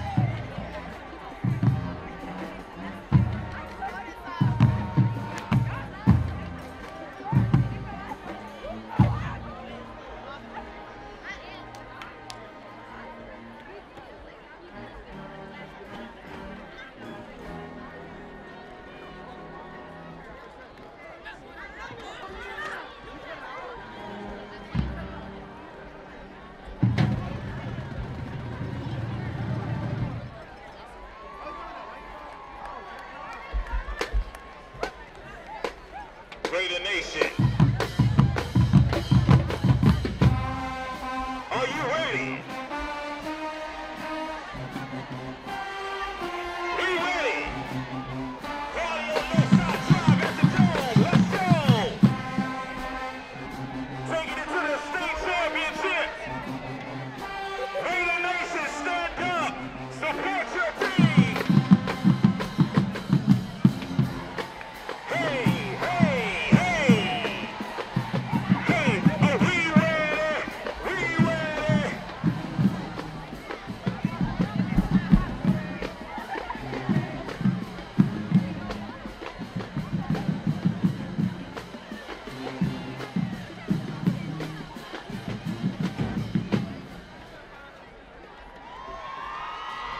See you at the Dome.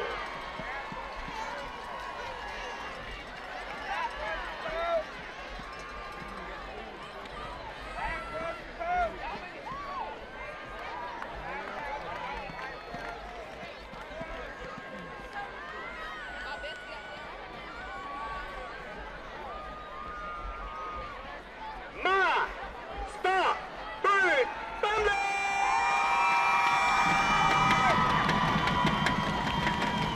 You didn't hear me. This is the jungle. Let me say that one more time. My Stockbridge family!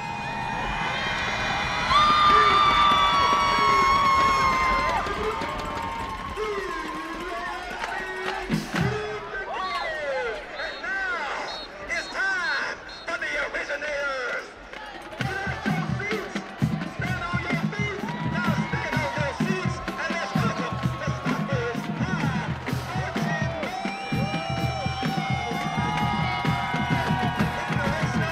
Mr. Dial.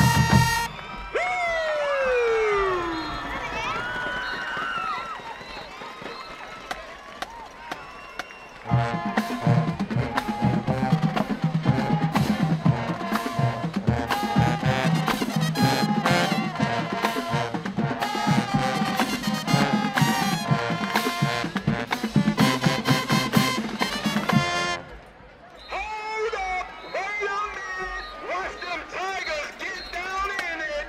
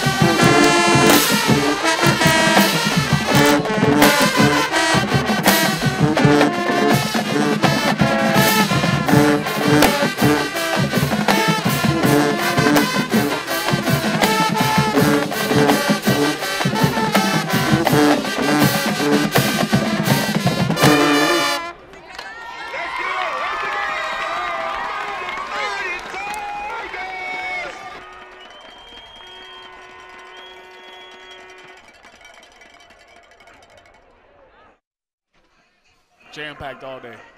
Early in the morning till 7, 8 at night. You have to do your own writing, everything. Writing. Whatever you write, you put it in teleprompter, and then you also do like hits. We did a hit from like a Dick's Sporting Goods where you're the guy doing the interview, and then also on the other side getting interviewed. Do they have play-by-play guys, or is it strictly for analysts? No, you do both. I mean, well, no. This part of it was all color. So everybody did color, not okay. play-by-play. Well, I'm wondering if they have one for play-by-play guys, aspiring play-by-play guys like me. You're an aspiring analyst.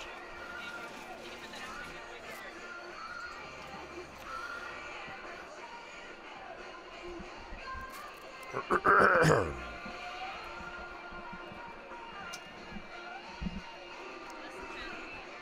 you skip 9?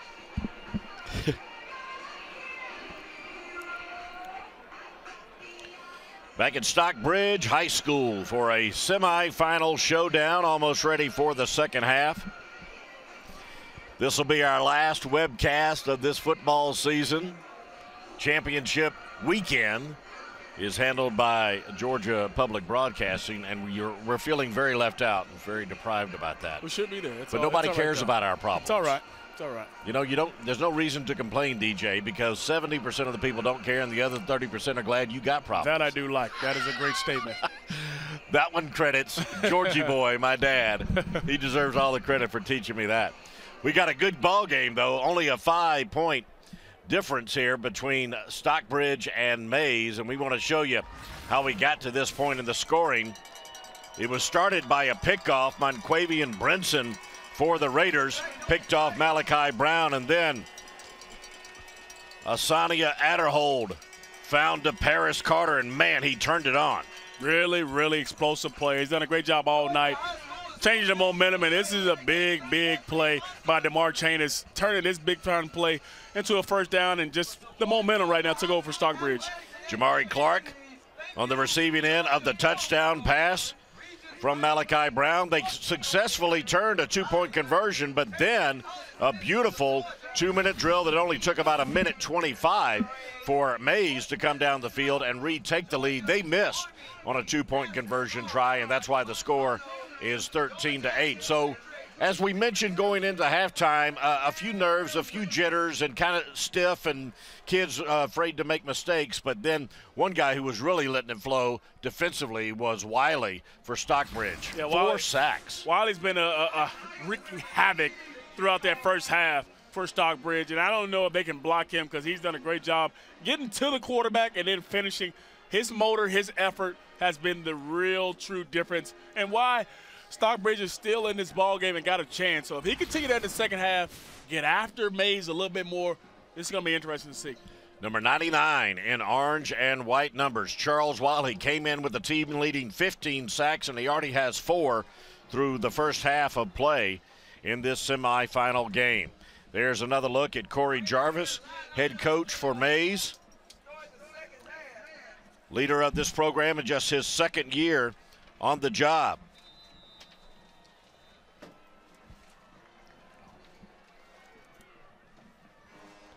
As we get the second half underway with a fair catch on the pooch kick by Miles Vaughn.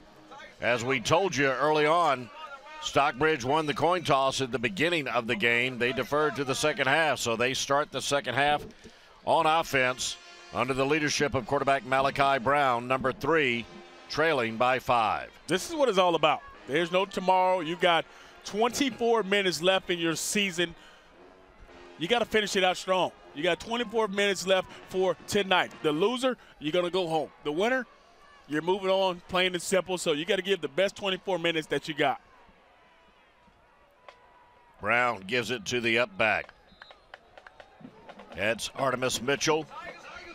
Key cog in the triple option offense, picks up 2 yards on first down.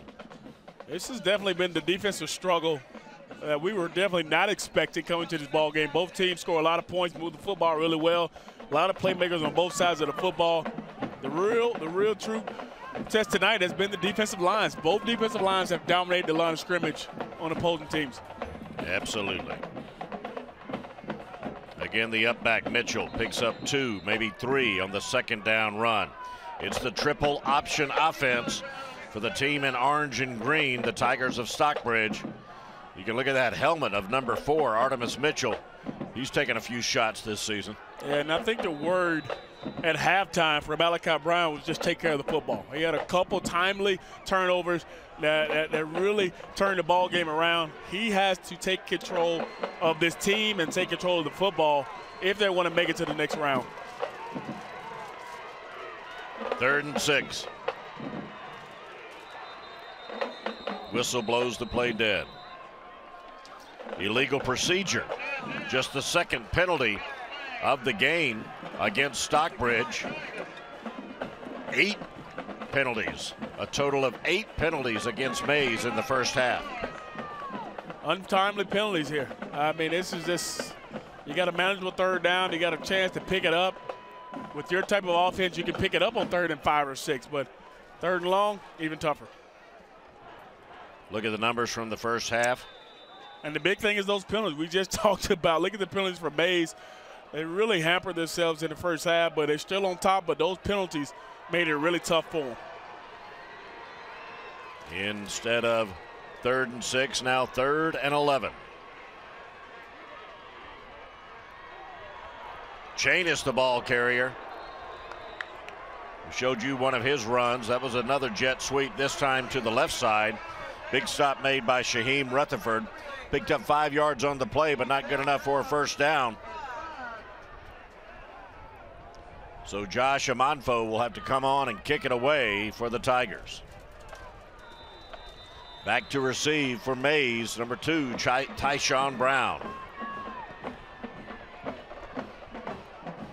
Brown signals for the fair catch right at the 36-yard line in his own territory.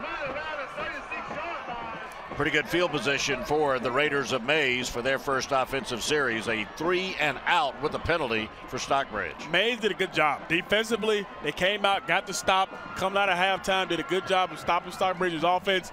Now can Mays' offense take control of this great field position and be able to put some on the board and add to this lead that they already have? I wouldn't be surprised if Mays went back to what they did right before halftime. I mean, they really just went up and down the field throwing the football with no problem. Well, why not? They were so successful and they looked so good on that drive, but instead they go to the ground game on first down. Guess who it is? And they suffer a loss, and there's Charles Wiley again. Wow, what a game he's having. You can see his jersey. His jersey is almost ripped off right now on his left shoulder. That's a guy who's playing for his high school life right now. His career, he's a junior, he has another year, but he's playing for his season right now. And he actually just sheds the block. You see what he does to the pulling guard? He just throws him to the side, he's just a very physical player. You can see that already. 2nd and 12. Little wide receiver screen, right side, nowhere to go. Once again, the Stockbridge defense getting it done. There's Titus Davis on the other side of the defensive line. He's a senior. Couple of strong bookends for the Tigers. What happened is the offensive line, they took too long to get out. And by the time they got out, Stockbridge was already in place, ready to make the tackle. So here's a 3rd and long for Mays as well. We know they can pick up 3rd and longs and 4th and longs, but they can't keep living on this edge. Adderhold to throw. Incomplete. Nicely defended by Josh Amanfo. So a 3 and out for the Raiders as well. Both defenses come out looking good on the first 2 series of the second half. You can see the adjustments have been made already. The adjustments on both sides of the field, especially on the defense side, has been made for Stockbridge because Mays usually, they move the ball really well in that first half. Nothing much going on this drive, even with great field position. Whitehead to kick it away for the Raiders. Bad snap. Kicker unable to handle it. Ball is still loose. Might be dropped for a safety. He is. No, they're going to. What is the referee signaling? Forward momentum. His momentum stopped. He called a momentum stop right there about the 4-yard line. That was a shaky call. It looked like he was still a live runner. But as DJ pointed out, referee Brian Detweiler is going to give him forward progress, so no safety, but a bad snap. And the punter had trouble finding the handle. That's a safety, DJ. That's a gift. He's not in there. He's not in there yet. His momentum stops right now. All That's right. where his momentum is stopped right here on the 1-yard line. It should be a little bit closer than where they're at now on the 4. But a huge break either way for the Tigers. They give it to Bennett into the end zone. Artemis Mitchell with the touchdown for the Tigers as they retake the lead at 14-13. That's what they needed. That is what Stockbridge needed to get back into this ball game. What an unfortunate play for Mays. That's unfortunate. Give him the football right there on the 4-yard line, and Stockbridge takes full advantage of it. We got a new ball game now. Stockbridge lined up for the PAT. Richard Panito.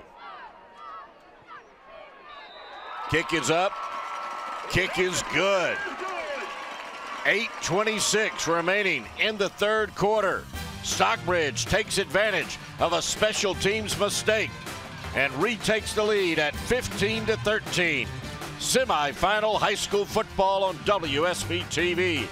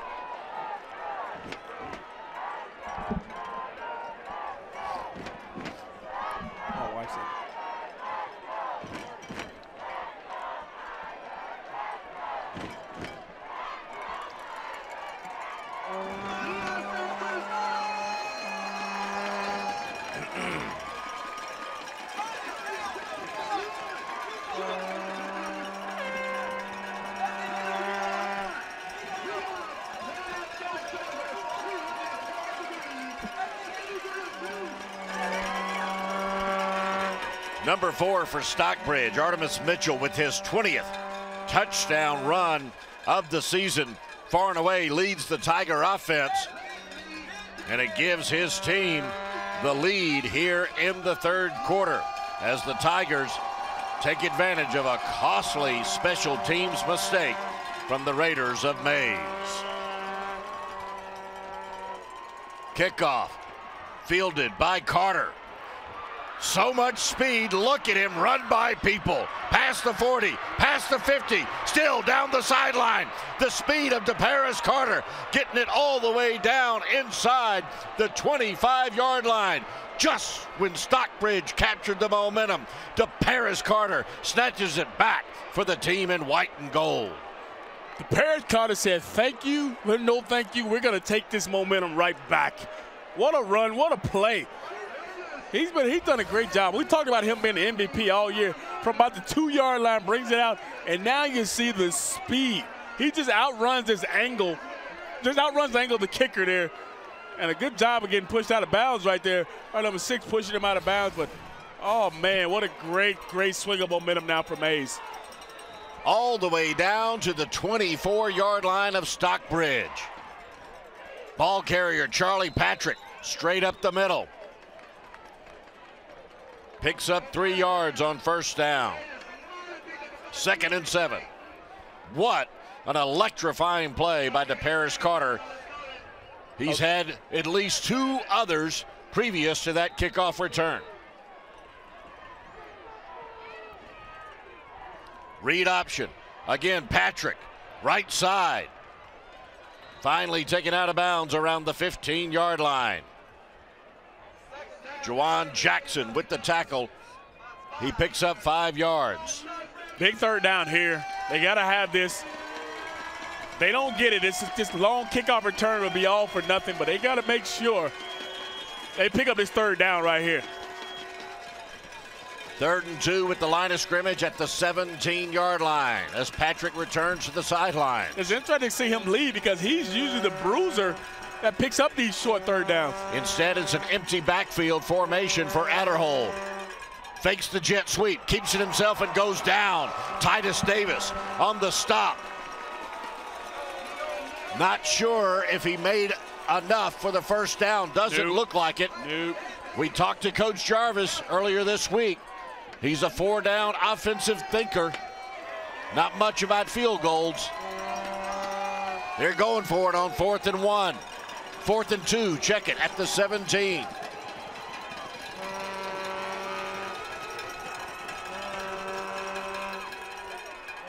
Patrick get back into the ball game and he picks up the first down. Yeah, gets it all the way down to the 10. I was kind of disappointed to see him go out the ball game on 3rd down, and they tried to go a wide set. They go 4 wide, but they bring him back in because he's the bruiser. He's the bigger of the backs. Coach said he's our 3rd down, 4th down back, and you can see the power, you can see the strength, picking up the first down. That was big. 75, Kennan Anderson, all 6'5", 360 of him, leading the way on that run play for a first down. There goes Langford, right side with the speed, trying to catch the edge. Knocked out of bounds. Looks like he's around the 5 or 4 yard line. Picked up 6 on the first down run.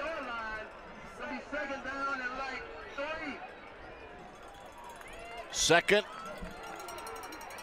and 3. They can still get a first down if they get it to the 1 yard line. Patrick up the middle. Like he's right at the 1, looks like. Right, just shy of the goal line at the doorstep. You see Patrick, he's calling for it again. He said, call again, coach, right back, same play. I wouldn't be surprised if Patrick gets this ball right back again on the exact same play. He asked for it. I think he's going to get it, Van Earl. Marking it at the 1 yard line. Now a timeout on the field. Referee Brian Detweiler. Well, here's the thing. They could have picked up the first down without getting in the end zone.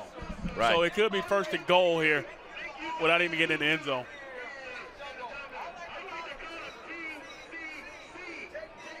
First down, Mays. First and goal right on the doorstep for the Raiders in white. Once again trying to retake the lead.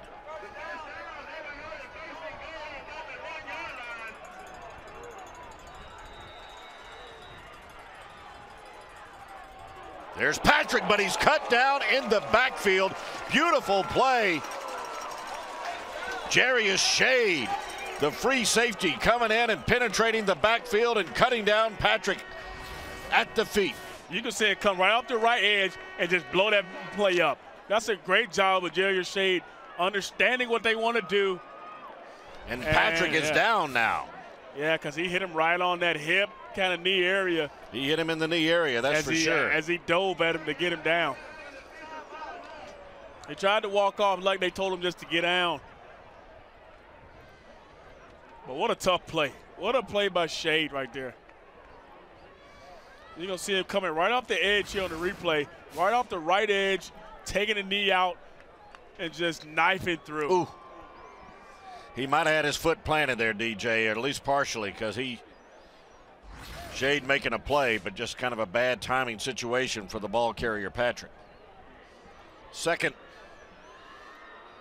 serious injury to the Mays football team. We had a long injury delay in the first half due to either a broken arm or dislocated shoulder. That young man has already been taken to the hospital, and now. That's a good sign right there. He's able to bend it like that. You see they're doing an ACL test. I've seen that test once or twice in my life. I had it done on me, so I know exactly what they're testing for to see the stability of that knee.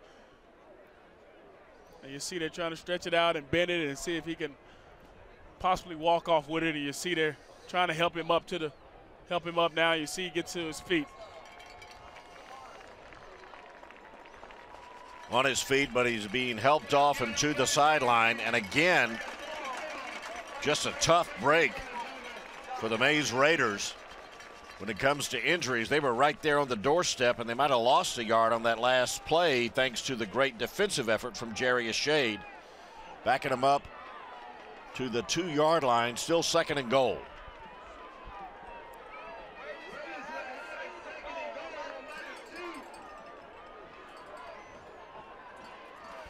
With the beef that the Raiders have on the offensive line. That's what I was just thinking. I was like, you got 300 pounds all across his offensive line. Just pick a side and go.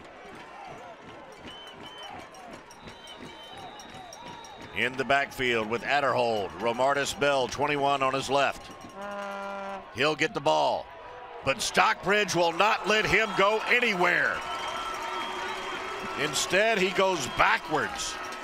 I don't understand why they're going east and west. You're on the 1-yard line. Right. Go straight ahead. Behind all those 300-pound blockers. And this just plays into Stockbridge's hand. They got speed. They can run. You're running right into their hands.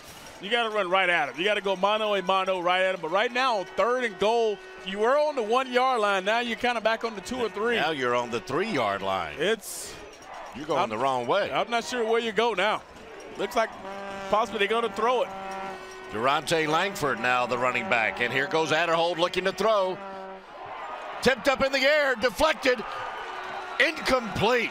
Thought it might have been an interception at first for Quinn Reed, but now it's 4th and goal for the Raiders. Man, this is what happened. The play they scored on early in the game on the shallow cross, they come back and run the exact same play, and you're going to see his eyes. Look at his eyes. They never leave him, and he never sees the defender, number 8, Jawan Jackson. He never sees him. He's looking at Parrish on that shallow cross and just reads his eyes. He has to see the entire field. That's number 75, Kennan Anderson. Trying the field goal. It's up, and it's good. The 6'5", 360-pound kicker. Biggest kicker in the country. He is the biggest kicker in the country, and he just nailed it and gave his team the lead. So regardless of what you say, the left-footed 350-pound kicker just gave Mays. He just opened the hole for the running backs and then goes and kicks a field goal. Now this kid has talent. That actually looked like Lou Groza. Look at this look at this lefty. He's like, all right, just go ahead. Let's go. Go ahead. Boom. That's all toe, too. That's it. He just toed that one. That's some leverage on that kick. 360 pounds worth right there. That is awesome. We got it all in this game. That's one of the plays of the year right there. Oh, man. That's outstanding, ladies and If this gentlemen. game ends up ending 16-15, he has something to talk about for the rest of his life. Yes, he does. People are not going to believe that he kicked the game-winning field goal. That put his team into the state championship game. Oh, man, that is awesome. That's fantastic. Wow. But how about the Stockbridge defense standing up, man? On the 1 yard. They had first and goal from the half-inch line, and they stopped them. That's standing up. I'll tell you, Stockbridge head coach Kevin Whitley told us in our conversation he'll take quick over big any day. No doubt about it. And he is really, I understand exactly what he's talking about. I said, man, you crazy. That big offensive line for Mays, they're going to squish you kids. Kickoff is fielded by Ezzard, who falls down right at the 16-yard line.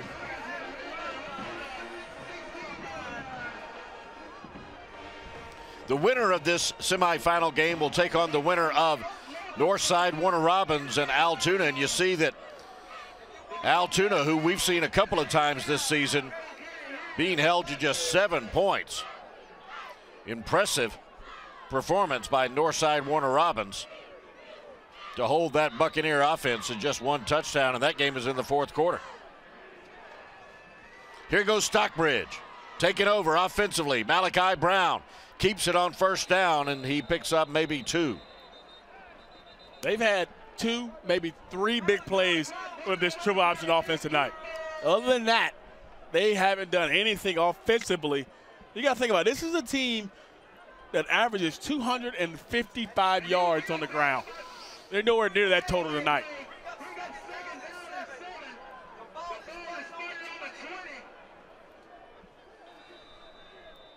One thing I know about Coach Whittle, he's going to stick with what he knows. He's going to stick with what has got him here, and that's this type of offense. There's still a lot of time in this game. You're only down 1 point. Triple option again, nowhere to go. How about a pitch?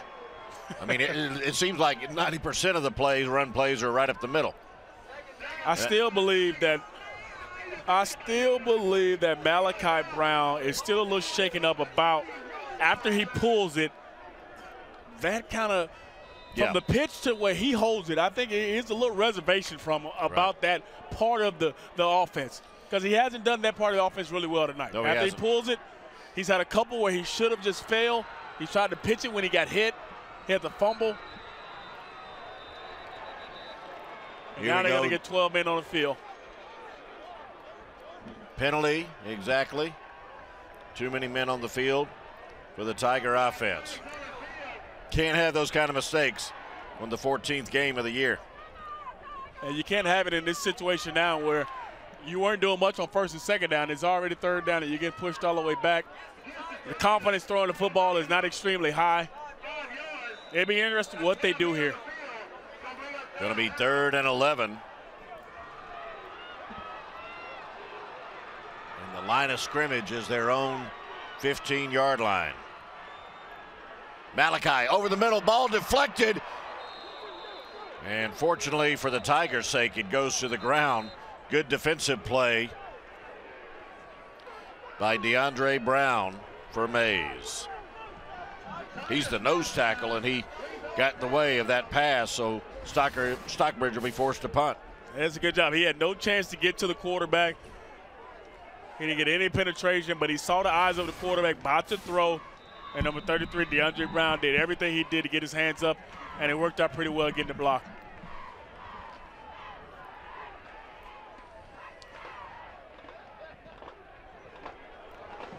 Good kick by Stockbridge, forcing Brown to backpedal, and he slips when he catches.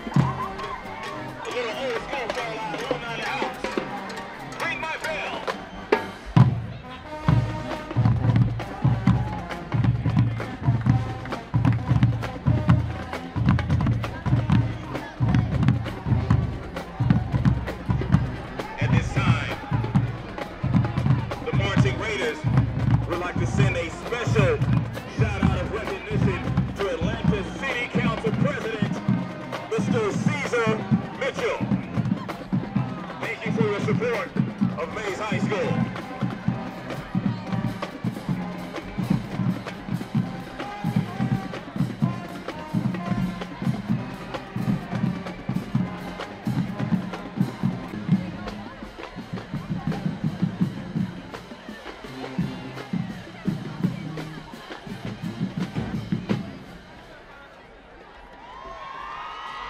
See you at the Dome.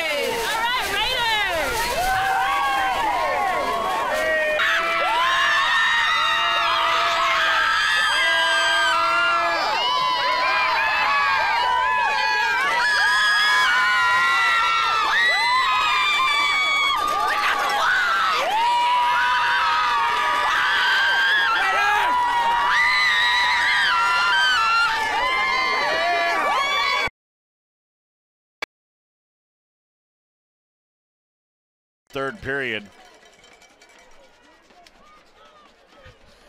Pitch outside. He is pitch inside. Backwards, you got to come from the outside. Tight now. Tight. Where the tackle do? Everything. You go where you go. All right, defense, let's go, man. Let's go. Hey, watch the ball. Just watch the ball. Watch the hard count. Hey, you got to tight end now. You got to tight end, Harvey. Like I said, 1:09 remaining in the third quarter. And it's a 4th and 1 for the Raiders of Mays. 7th play of the drive.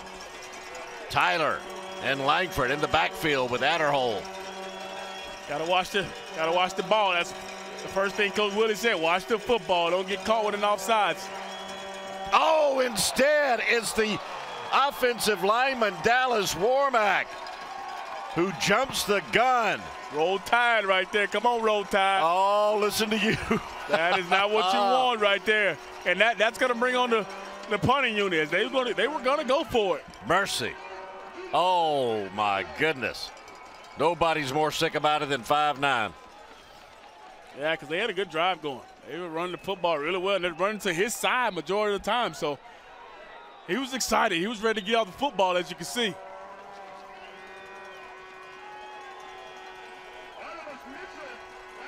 Punting situation for Mays. Short kick left side. Raider bounce inside the 10-yard line. Jarius Shade frustrated. He wanted to return it. Made the right choice, though, to stay away from it. Here comes Malachi Brown and the Stockbridge offense. They haven't done a whole lot. Really 3 big plays, counting a 2-point conversion. Other than that, they've been stopped and handled rather handily by the Raider defense. We've seen Adderhole on the other side for Mays make some plays. It's time for Malachi Brown to step up and make some plays for his team now. They really, really need him to show up right now. And as you can see on the field right now, Titus Davis, number 9, who we've seen a lot on defense. When he comes in the game, usually they try to get him the football, but this is a double tight set for him. Vaughn, the ball carrier. Quick feet. Miles Vaughn. Barely 5'4", but picks up 3 yards on a first down run play as we hit the 32nd mark of the third quarter.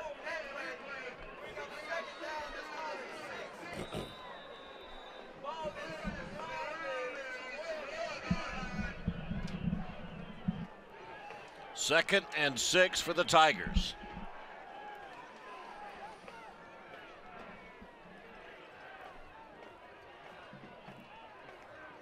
Looks like they're just going to let the clock in the quarter finish off. Looks like we got a ball game, man. We got a ball game. A 1-point ball game in favor of the visitors from Mays High School. The Tigers facing a 2nd and 6 when we return here on WSBTV.com.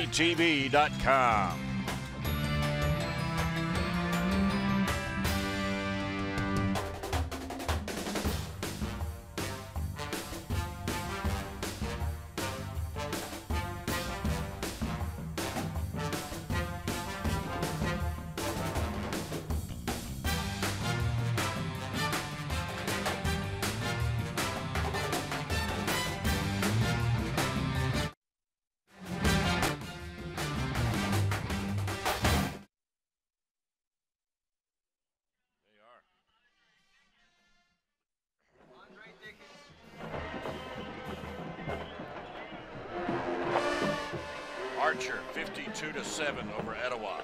Oh my goodness.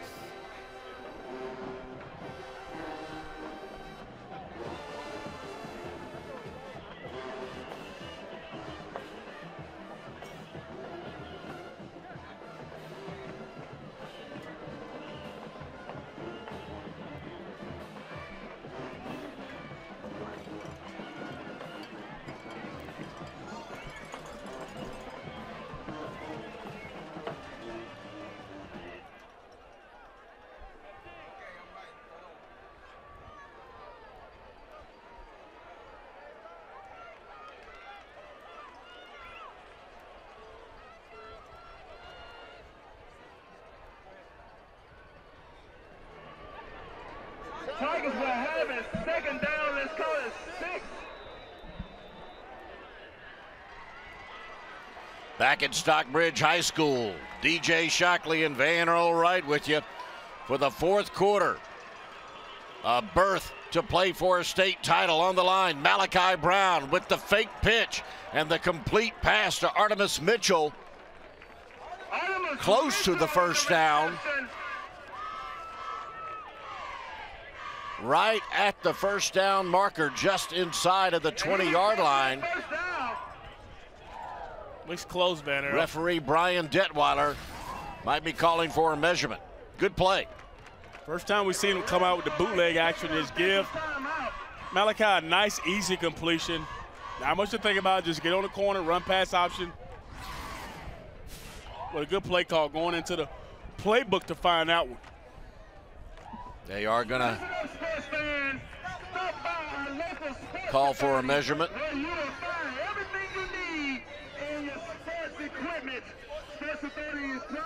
Stockbridge with the ball, needing the first down, trailing by a point. First down, Tigers.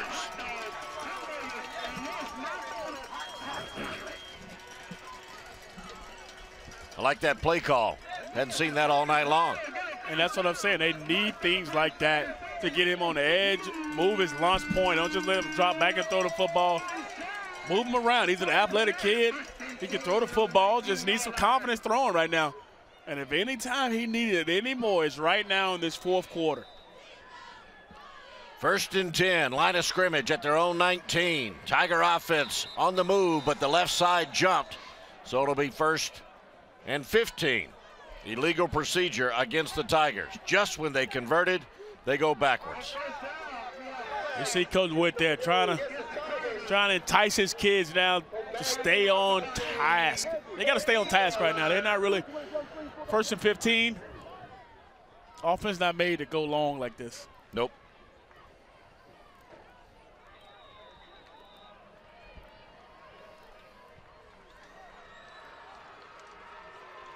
Artemis Mitchell in the backfield with quarterback Malachi Brown. Two wingbacks in the triple option. Fake the pitch. Brown. Screen pass too far to the outside for Mitchell, incomplete.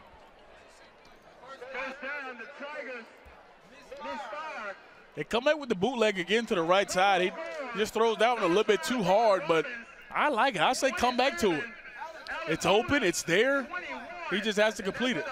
I like the fact that they're trying to spread it out a little bit. Get some space out there on the edges. Second and 15. Mitchell, the ball carrier, but nowhere to go. Might have picked up one on the second down play. On second down, the Tigers picked up about 2 on that play. It's going to be third down. Let's call it a long 13. This is a spot in the game where Malachi really hasn't played well, especially when they've been behind the downs on third down like this.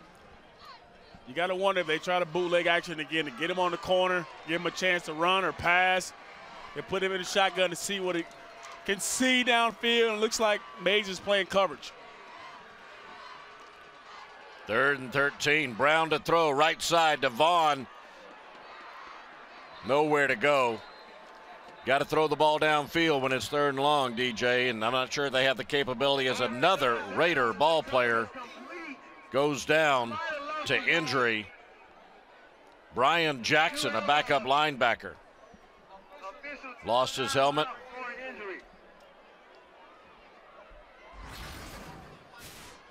Going to your 5'4" running back on 3rd and 14. Yeah, not much there. I don't even think he really looked downfield. He didn't. To survey the field. I think he wants to get that football out and get it to somebody that can try to make a play, but sooner or later, Malachi's going to have to make a play down the field, because this is a ball game where their offense is made for this type of 16 to 15 type ball game, but today hasn't been that day for the triple option. Mays has done a good job of being sound on defense, stopping this triple option. Let's give it up for this young man. for Stockbridge. We got a 16-15 ball game. Both these clubs come into this 14th game of their seasons averaging more than 30 points a game. Credit to the two defenses competing in this contest. Stockbridge will be forced to punt it away. Josh Amonfo handling the kicking duties. Tyshawn Brown will be deep for the Raiders.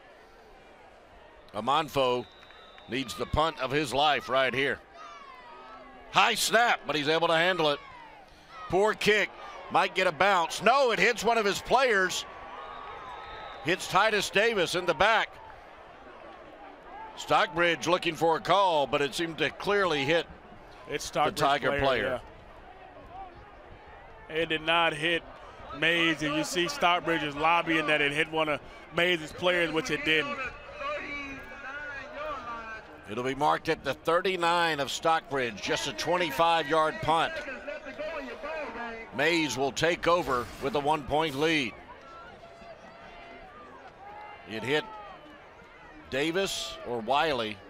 Whoa, hold on. That's a little closer than I thought at first. Hold on now. Does that bounce Off their arm. does it hit the Mays player or the Hard to Stockbridge tell. player first? It's hard to tell. It's close. Either way, the call has been made. It's 1st and 10 for the Raiders. Adderhold to throw. Pump fake. Goes down the left side. Has a receiver. Oh, and they're going to call pass interference. Intended for Tyshawn Brown. Covering on the play, Jarius Shade, who's made some great plays tonight for Stockbridge. But now he's going to be flagged for pass interference. Well, first is the double move on the outside. They go double move, stop and go. And they get the corner, but the safety is the one who makes the play. And I think he gets there just a tad bit early. But you know what? This ball is overthrown. No, that's It's not even- uncatchable. That's a bad call. It's definitely uncatchable. I think the fact that he never tried for the football. So they're going to call a hit out of bounds instead of pass interference. That's what I'm saying. He never went for the football when the ball's in the air. He just went right after the guy. So I think that's why they call him personal foul. Right. Interesting call, though. You can see right here, he's going after. He doesn't lead with Okay, the helmet or anything, but is he a Still- little bit out of bounds? I mean, maybe he he's was out of bounds, and he never paid attention to the ball. So He's got to know where he's at. that's right. 15-yard penalty moves it down to the 24-yard line. 1st and 10 for the Raiders. They got a 1-point lead. Tyler, the ball carrier. Left side. Behind Warmack and Sims. Picks up 4 yards. The Stockbridge come up with another huge stop. They've done it for 3 quarters, holding this Mays offense out of the end zone with touchdowns. They had the big field goal to take the lead. Mays would love to put 7 on the board and make this a really tough ball game. 2nd and 6. Again, they're working that left side of the offensive line. Picks up 4. It'll be 3rd and 2. Running behind Warmack and Sims still.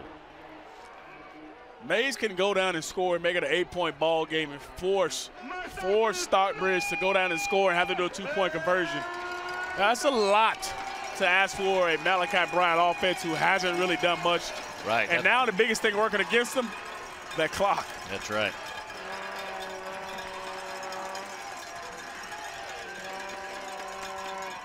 Ball carriers Tyler. We hit the 9-minute mark. Tyler picks up a 1st down for the Raiders inside the 15-yard line after picking up 6 yards on that run. You know, ever since Charlie Patrick went out of the ball game near the goal line, Tyler's been big for him. He's come in and ran the football really, really solid. He's run the ball really tough in between the tackles, picked up a bunch of 3rd downs here, and now they move the chains again. More importantly, running off more and more clock. 1st and 10 at the 14. Romartis Bell, the ball carrier, bounces off somebody, stays on his feet, fights for yardage. Forward progress will be 2 yards shy of the 1st down. Maybe a yard shy, a gain of 9. The Raiders on 1st down. The pick up at 5. Just a good job of staying patient, staying with the run, not giving up on it, bouncing the football outside. And next, after this is all just heart and motivation, trying to get extra yardage. 2nd and 2. Tyler going for the end zone. Fell short of the goal line.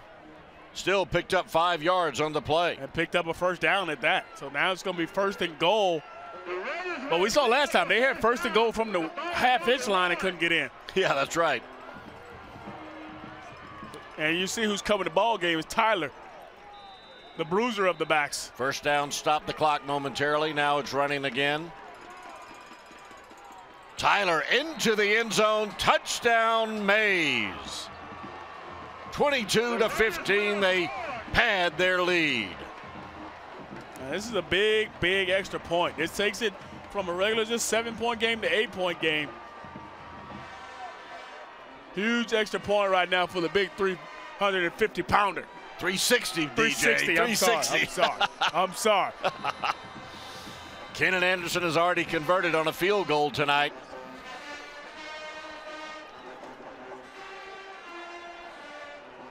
Kick is up. Kick is good. Stockbridge with an 8-point lead, 23-15. 8 minutes, 5 seconds left. A 7-play, 61-yard drive by the Raiders, capped off by a 2-yard touchdown run from Cassili Tyler. You're watching the high school football playoffs on WSBTV.com.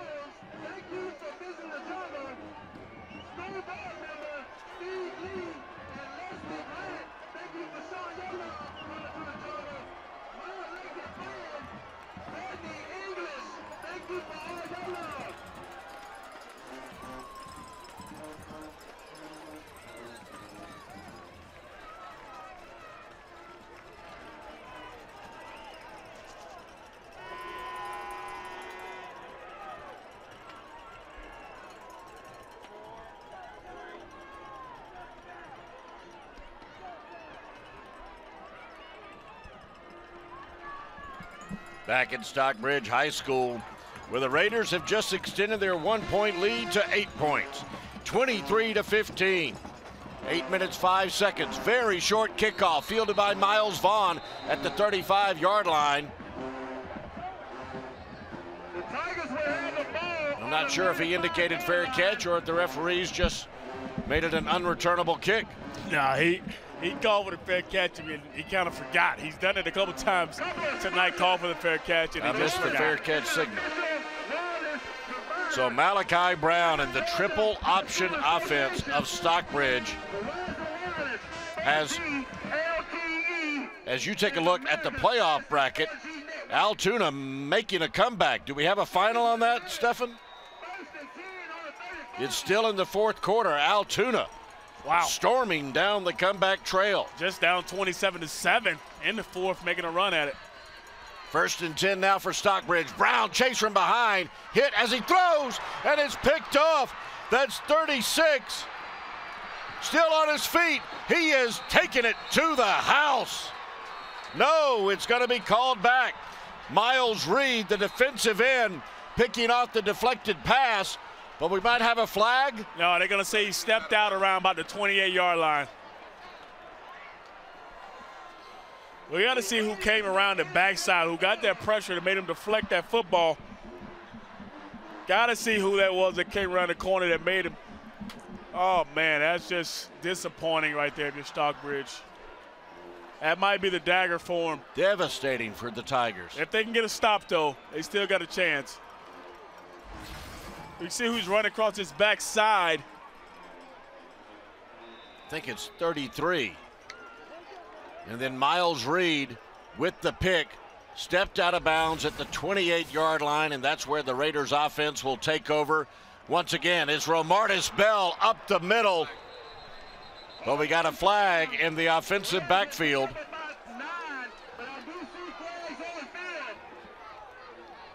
Going to be holding against the Raiders.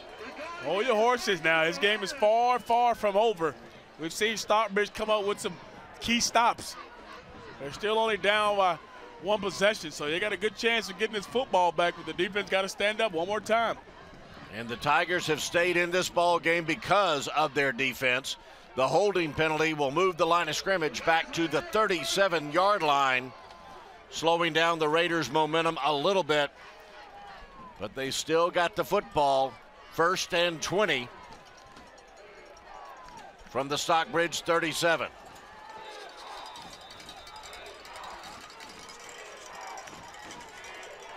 Bell and Langford in the backfield with Adderhold.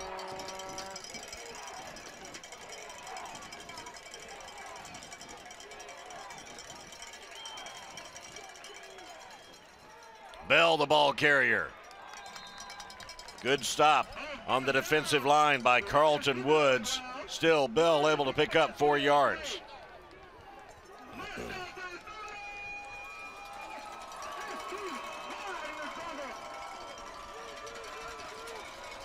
Second and 16. Let's see if the Stockbridge defense can stand up once again and keep their team in this contest.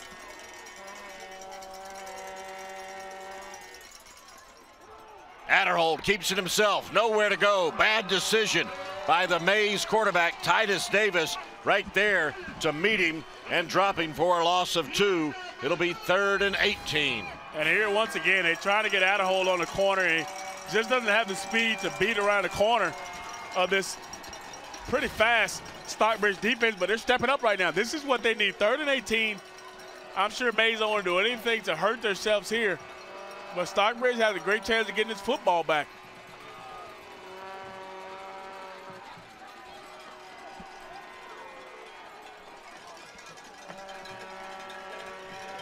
Play clock running down.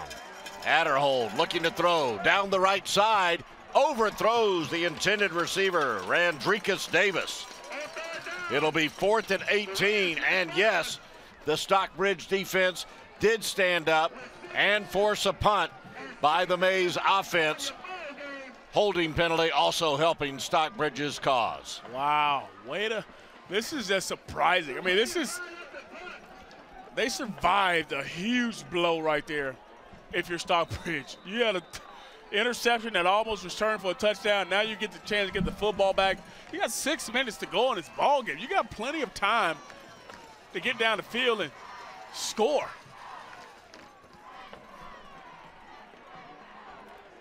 Punt fielded by Jarius Shade, looking for some space. Finally taken down at the 6-yard line. Checked at the 11-yard line.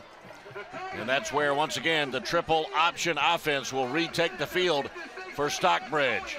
They've got to pick up a 1st down. They've got to find some rhythm. Number 3, Malachi Brown, their quarterback. Got to make some plays. This is the time in the ball game. We talked about there's a time in the ball game Malachi has to step up. This is a bigger moment as any in this ball game for him to put this team on his shoulders and save his season right now. 1st and 10 at their own 11. Let's see what the Tiger offense can do. Brown will move to the shotgun.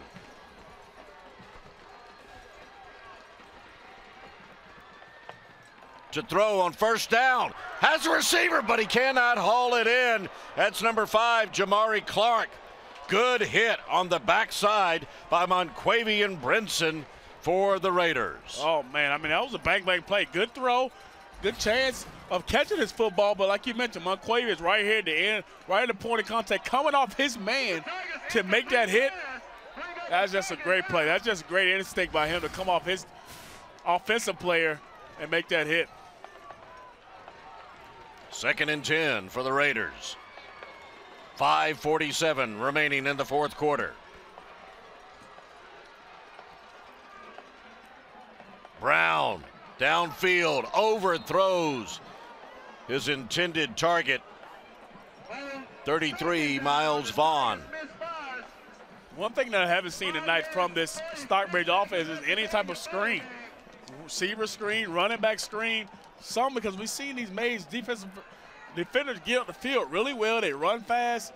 The only thing that stops a good team like that is screens. They haven't really tried any screens tonight, and it would help the quarterback as well to try to screen. But you're in a 3rd and long here. 3rd and 10. Bad situation. They haven't really done a good job on 3rd and long tonight.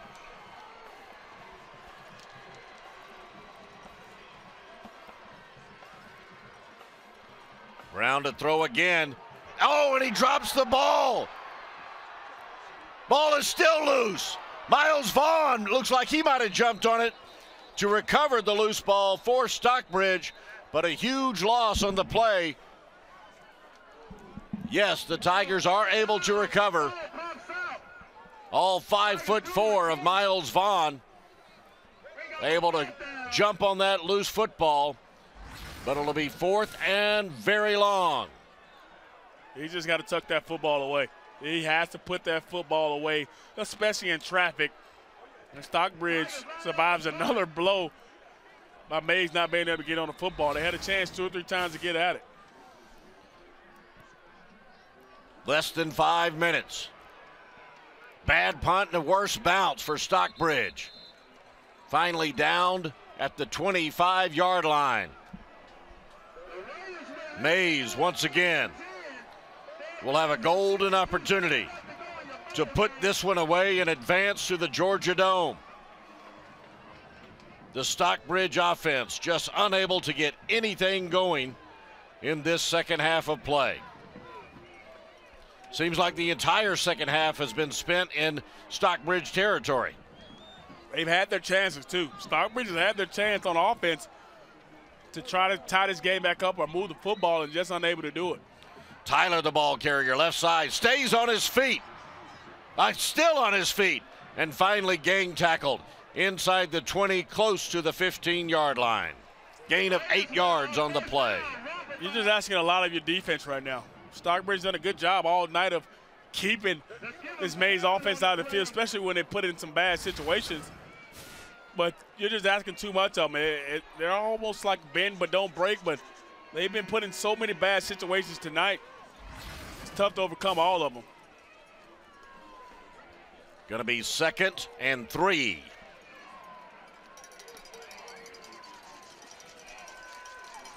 Approaching the 4-minute mark. Tyler, the ball carrier again, picks up the first down as he gets it inside the 15 down to the 13-yard line, a gain of 4. Move the chains. Clock still runs. You got to keep him out of the end zone. Regardless of whatever you do, how many yards you give up, you got to keep him out of the end zone. Give yourself a chance. 2-possession game is not something hard you can't overcome right now, especially where your offense has played tonight, Van Earl. Less than 4 to go. Mays trying to use as much of the clock as possible. 1st and 10 from the 14. Tyler, the ball carrier, just carrying the Stockbridge defense inside the 5 down to the 4-yard line. A very fatigued Stockbridge defense. And Tyler and that huge offensive line for Mays really wearing down their opponent. And that's been the real key in this 4th quarter. Early in the ball game, that 300-pound offensive line really didn't do much. They really were stalemated up front by Stockbridge defensive line, but like you mentioned, as the night's going on, it just kind of wear the defense down. Can Stockbridge perhaps force a turnover?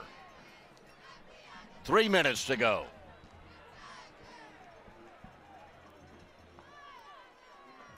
Tyler into the end zone.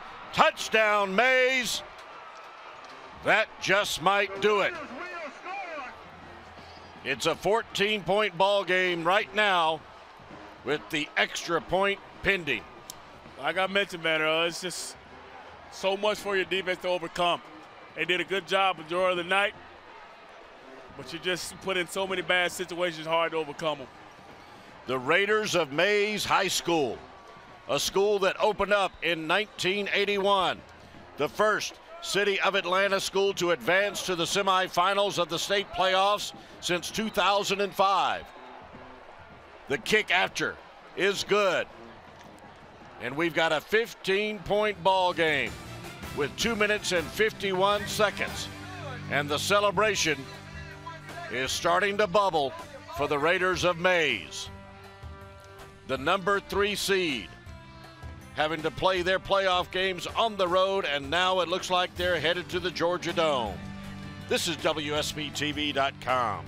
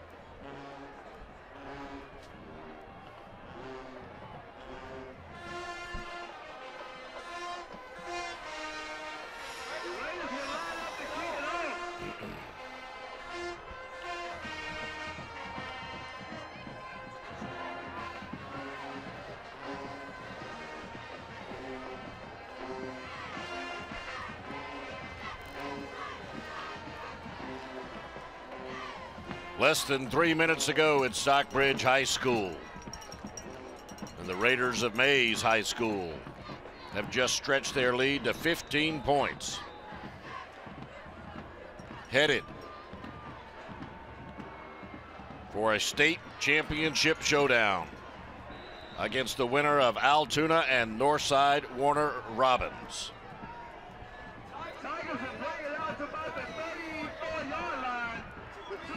And we just got a final score from Altoona High School, where the Buccaneers season is over. Northside Warner Robins advancing to the state championship for Class 5A, where it looks like they will prepare to take on the Raiders of Mays High School.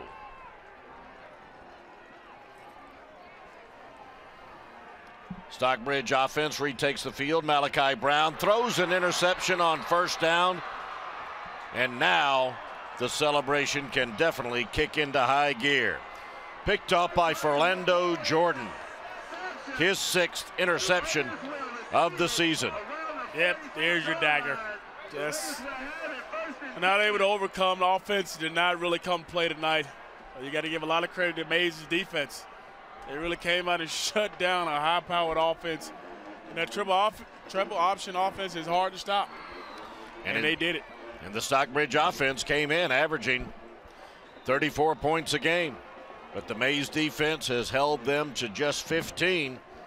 And now they'll just run out the clock behind backup quarterback Joe Turner.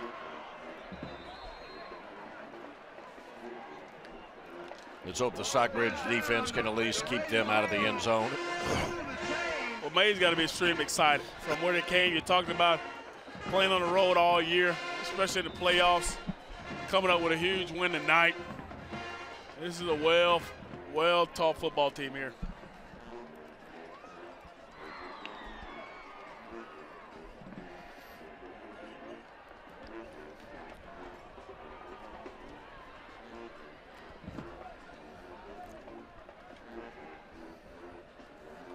Good play in the backfield. Jerry Shade. Stockbridge is going to use their timeouts. Still have 2 left.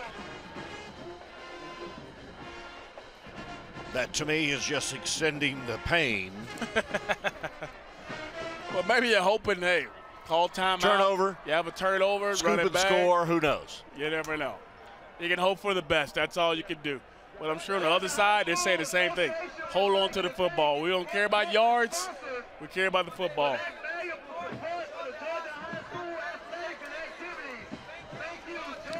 It was a 1-point ball game at halftime. But then for this second half, really the whole half of football spent in Stockbridge territory. Worst starting field position in the second half for the Raiders was their own 37-yard line. So that just shows you the field was flipped in their favor throughout the second half.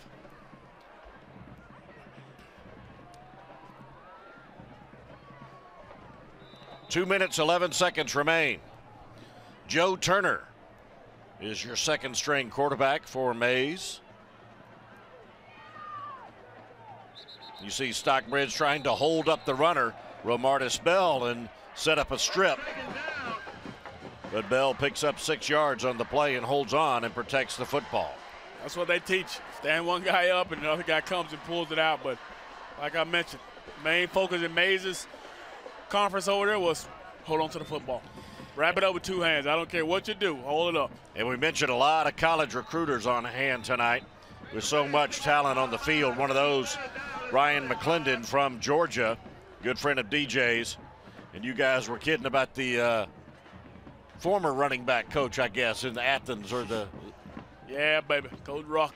Good old high Coach and Ruck. tight. Oh, yeah, high and tight. That's all they're saying. Hold on to that football. Turner taking a knee and trying to just run out the clock, but Stockbridge will still use their second timeout. Ryan McClendon, the recruiting coordinator now for Mark Rick's staff. Yeah, he's done a good job at Georgia. You think? He's Oh, my gosh. He's got some of the top backs in the country. Got some big defensive Big players Chubb, for him. Sonny Michel, Lorenzo Carter. He signed some pretty good guys. My goodness. That guy Ty Gurley is pretty good as well. He signed him, so he's been good to Athens for a while. So he's done a good job. Did Chubb surprise you this year? He did. He did. I mean, I didn't expect it from him. I mean, he's a freshman. I heard he runs tough. He runs hard, but you never know till a guy gets on the field. You never know till the light shines bright. And not only he did it 1-2 weeks, he did it consecutively for 5-6 weeks. We've just gotten word that Colquitt County has defeated McEachern. We saw McEachern a couple times this season, and they have advanced to the state championship where they will take on Archer, who put up 52 points in the semifinal showdown with Etowah tonight. 50 points in a semifinal playoff game. That is huge. They scored 50 plus last week, I believe, too. High powered, man. High powered offense that can score a lot of points, a lot of playmakers. Archer from Gwinnett against South Georgia Colquitt County in 6A. For 5A, it'll be Mays and Northside Warner Robins. I have a feeling that Buford probably won tonight. They did. They did. So that makes 39 consecutive victories for the Buford Wolves. Come on, man. Stockbridge offense has taken over, but the first down play is incomplete.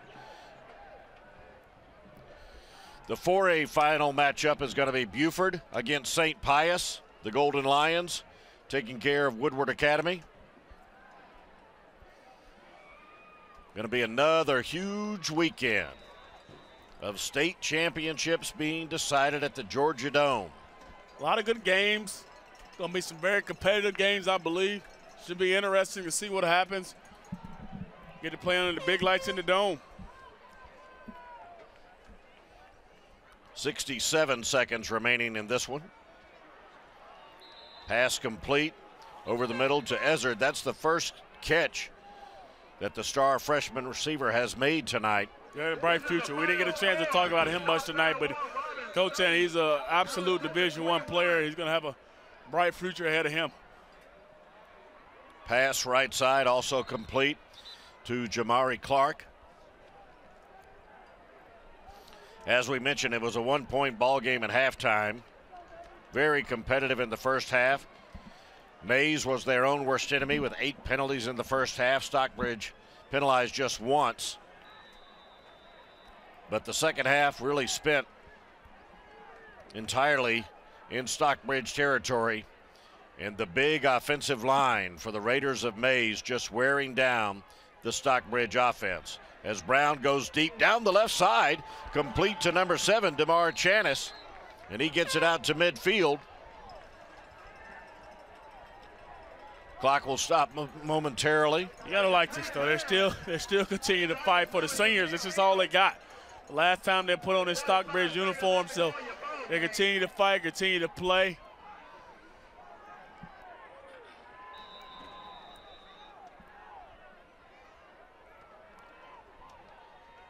Brown again, complete.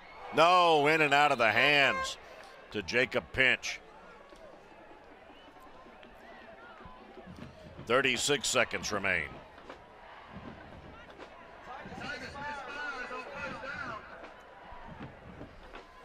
Certainly want to take a moment to thank all of the crew that DJ and I have been fortunate to be teamed up with and spend this high school football season with. Producer and director Stephen Lawler and the entire hardworking team from Play On Sports. Jerry Thielman leading the way for WSB Television as the Brown pass is intercepted down the left side by Rashard Jones. It's been tons of fun every Friday. Tons of fun. Everybody cracking on each other. It's been a good family feel. We've been having a good time, man. It's been awesome. And we certainly want to thank those of you who have taken part of your Friday nights to check out our coverage of high school football. It's getting better and better and bigger, getting more and more viewers every week. And we appreciate all of y'all being a part of it. But I got to tell you, this is a fun crew to be a part of too, DJ. It is. It is. I look forward to it every Friday night. Wish we had more to do. Wish the season could go on. Me too.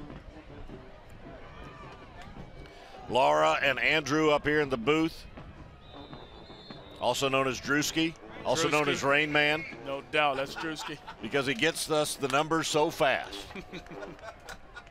There he is. There's Drewski. There's Drewski. There's Laura. There's Laura. Thank you, Scott.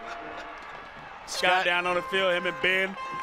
Jay and Ian up top. Working the sidelines. Jay and Ian providing so many pictures. And here it comes. There you go. Oh, they got to chase him. They got to chase him. I love it. Head coach Corey Jarvis of the victorious Mays Raiders getting a little Gatorade shower. And a handshake and a hug from his counterpart, Kevin Whitley, for Stockbridge. The final score from this Class 5A semifinal. Mays 30, Stockbridge 15. Back to wrap it up right after this.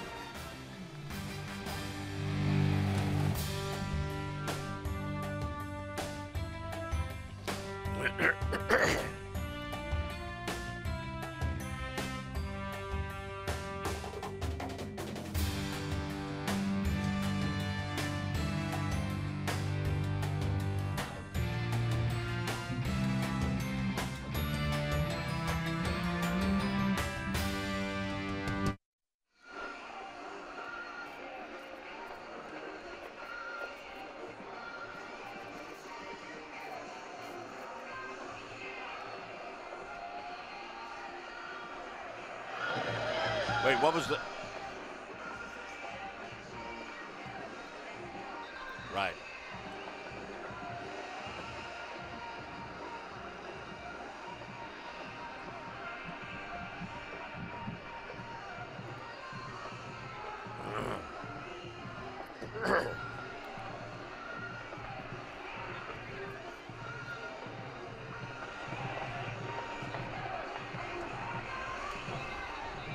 The celebration is on for the Mays Raiders, advancing to play for a state championship for the first time in school history. DJ Shockley, Van Allright. Hey, let's take a look at how the Raiders were able to get it done here in the second half. Protecting a 1-point lead at halftime, and it was looking a little scary for the Raiders as a bad snap led to a botched punt. And that led to a Stockbridge touchdown, and they were able to take the lead. Yeah, you thought the momentum was in their hands right there, but here's the real momentum changer here by the big run on the outside by DeParish Carter. He really played really outstanding tonight, as he's done in the entire playoffs. Huge run, changed the momentum, put Mays up. And then we had the big kick by our man, 360 pounds, I should say, of Keenan Anderson. And then the Mays defense stepped up, harassed Malachi Brown. Miles Reed made that interception, and then he stepped out of bounds. So Tyler took it in from there for the Raiders, and that pretty much sealed the deal. We congratulate Stockbridge on a fantastic season, moving to the semifinals. First Henry County Public School team to do that, and best season by far for Coach Whitley. But another also big congratulations to Coach Jarvis of Mays High School. They advanced to the state finals for the first time in the history of their program. Been awesome. It's been a pleasure. Loved it, man. I love it. Been great football all year. Enjoyed it. Been a whole lot of fun. And we congratulate all the teams that we've had a chance to cover this season, and we certainly, once again, thank all members of our fantastic crew, not only doing a great job and just being true professionals, but everybody able to have a good time along the way. It's been just a fantastic experience and a real pleasure. Thank you so much. We hope you enjoy Championship Weekend from the Georgia Dome. For producer-director Stephen Lawler, DJ Shockley, and our entire excellent crew, I'm Van Earl Wright. Thanking you so much for joining us for this 2014 football season. The final score, Mays 30-15 over Stockbridge.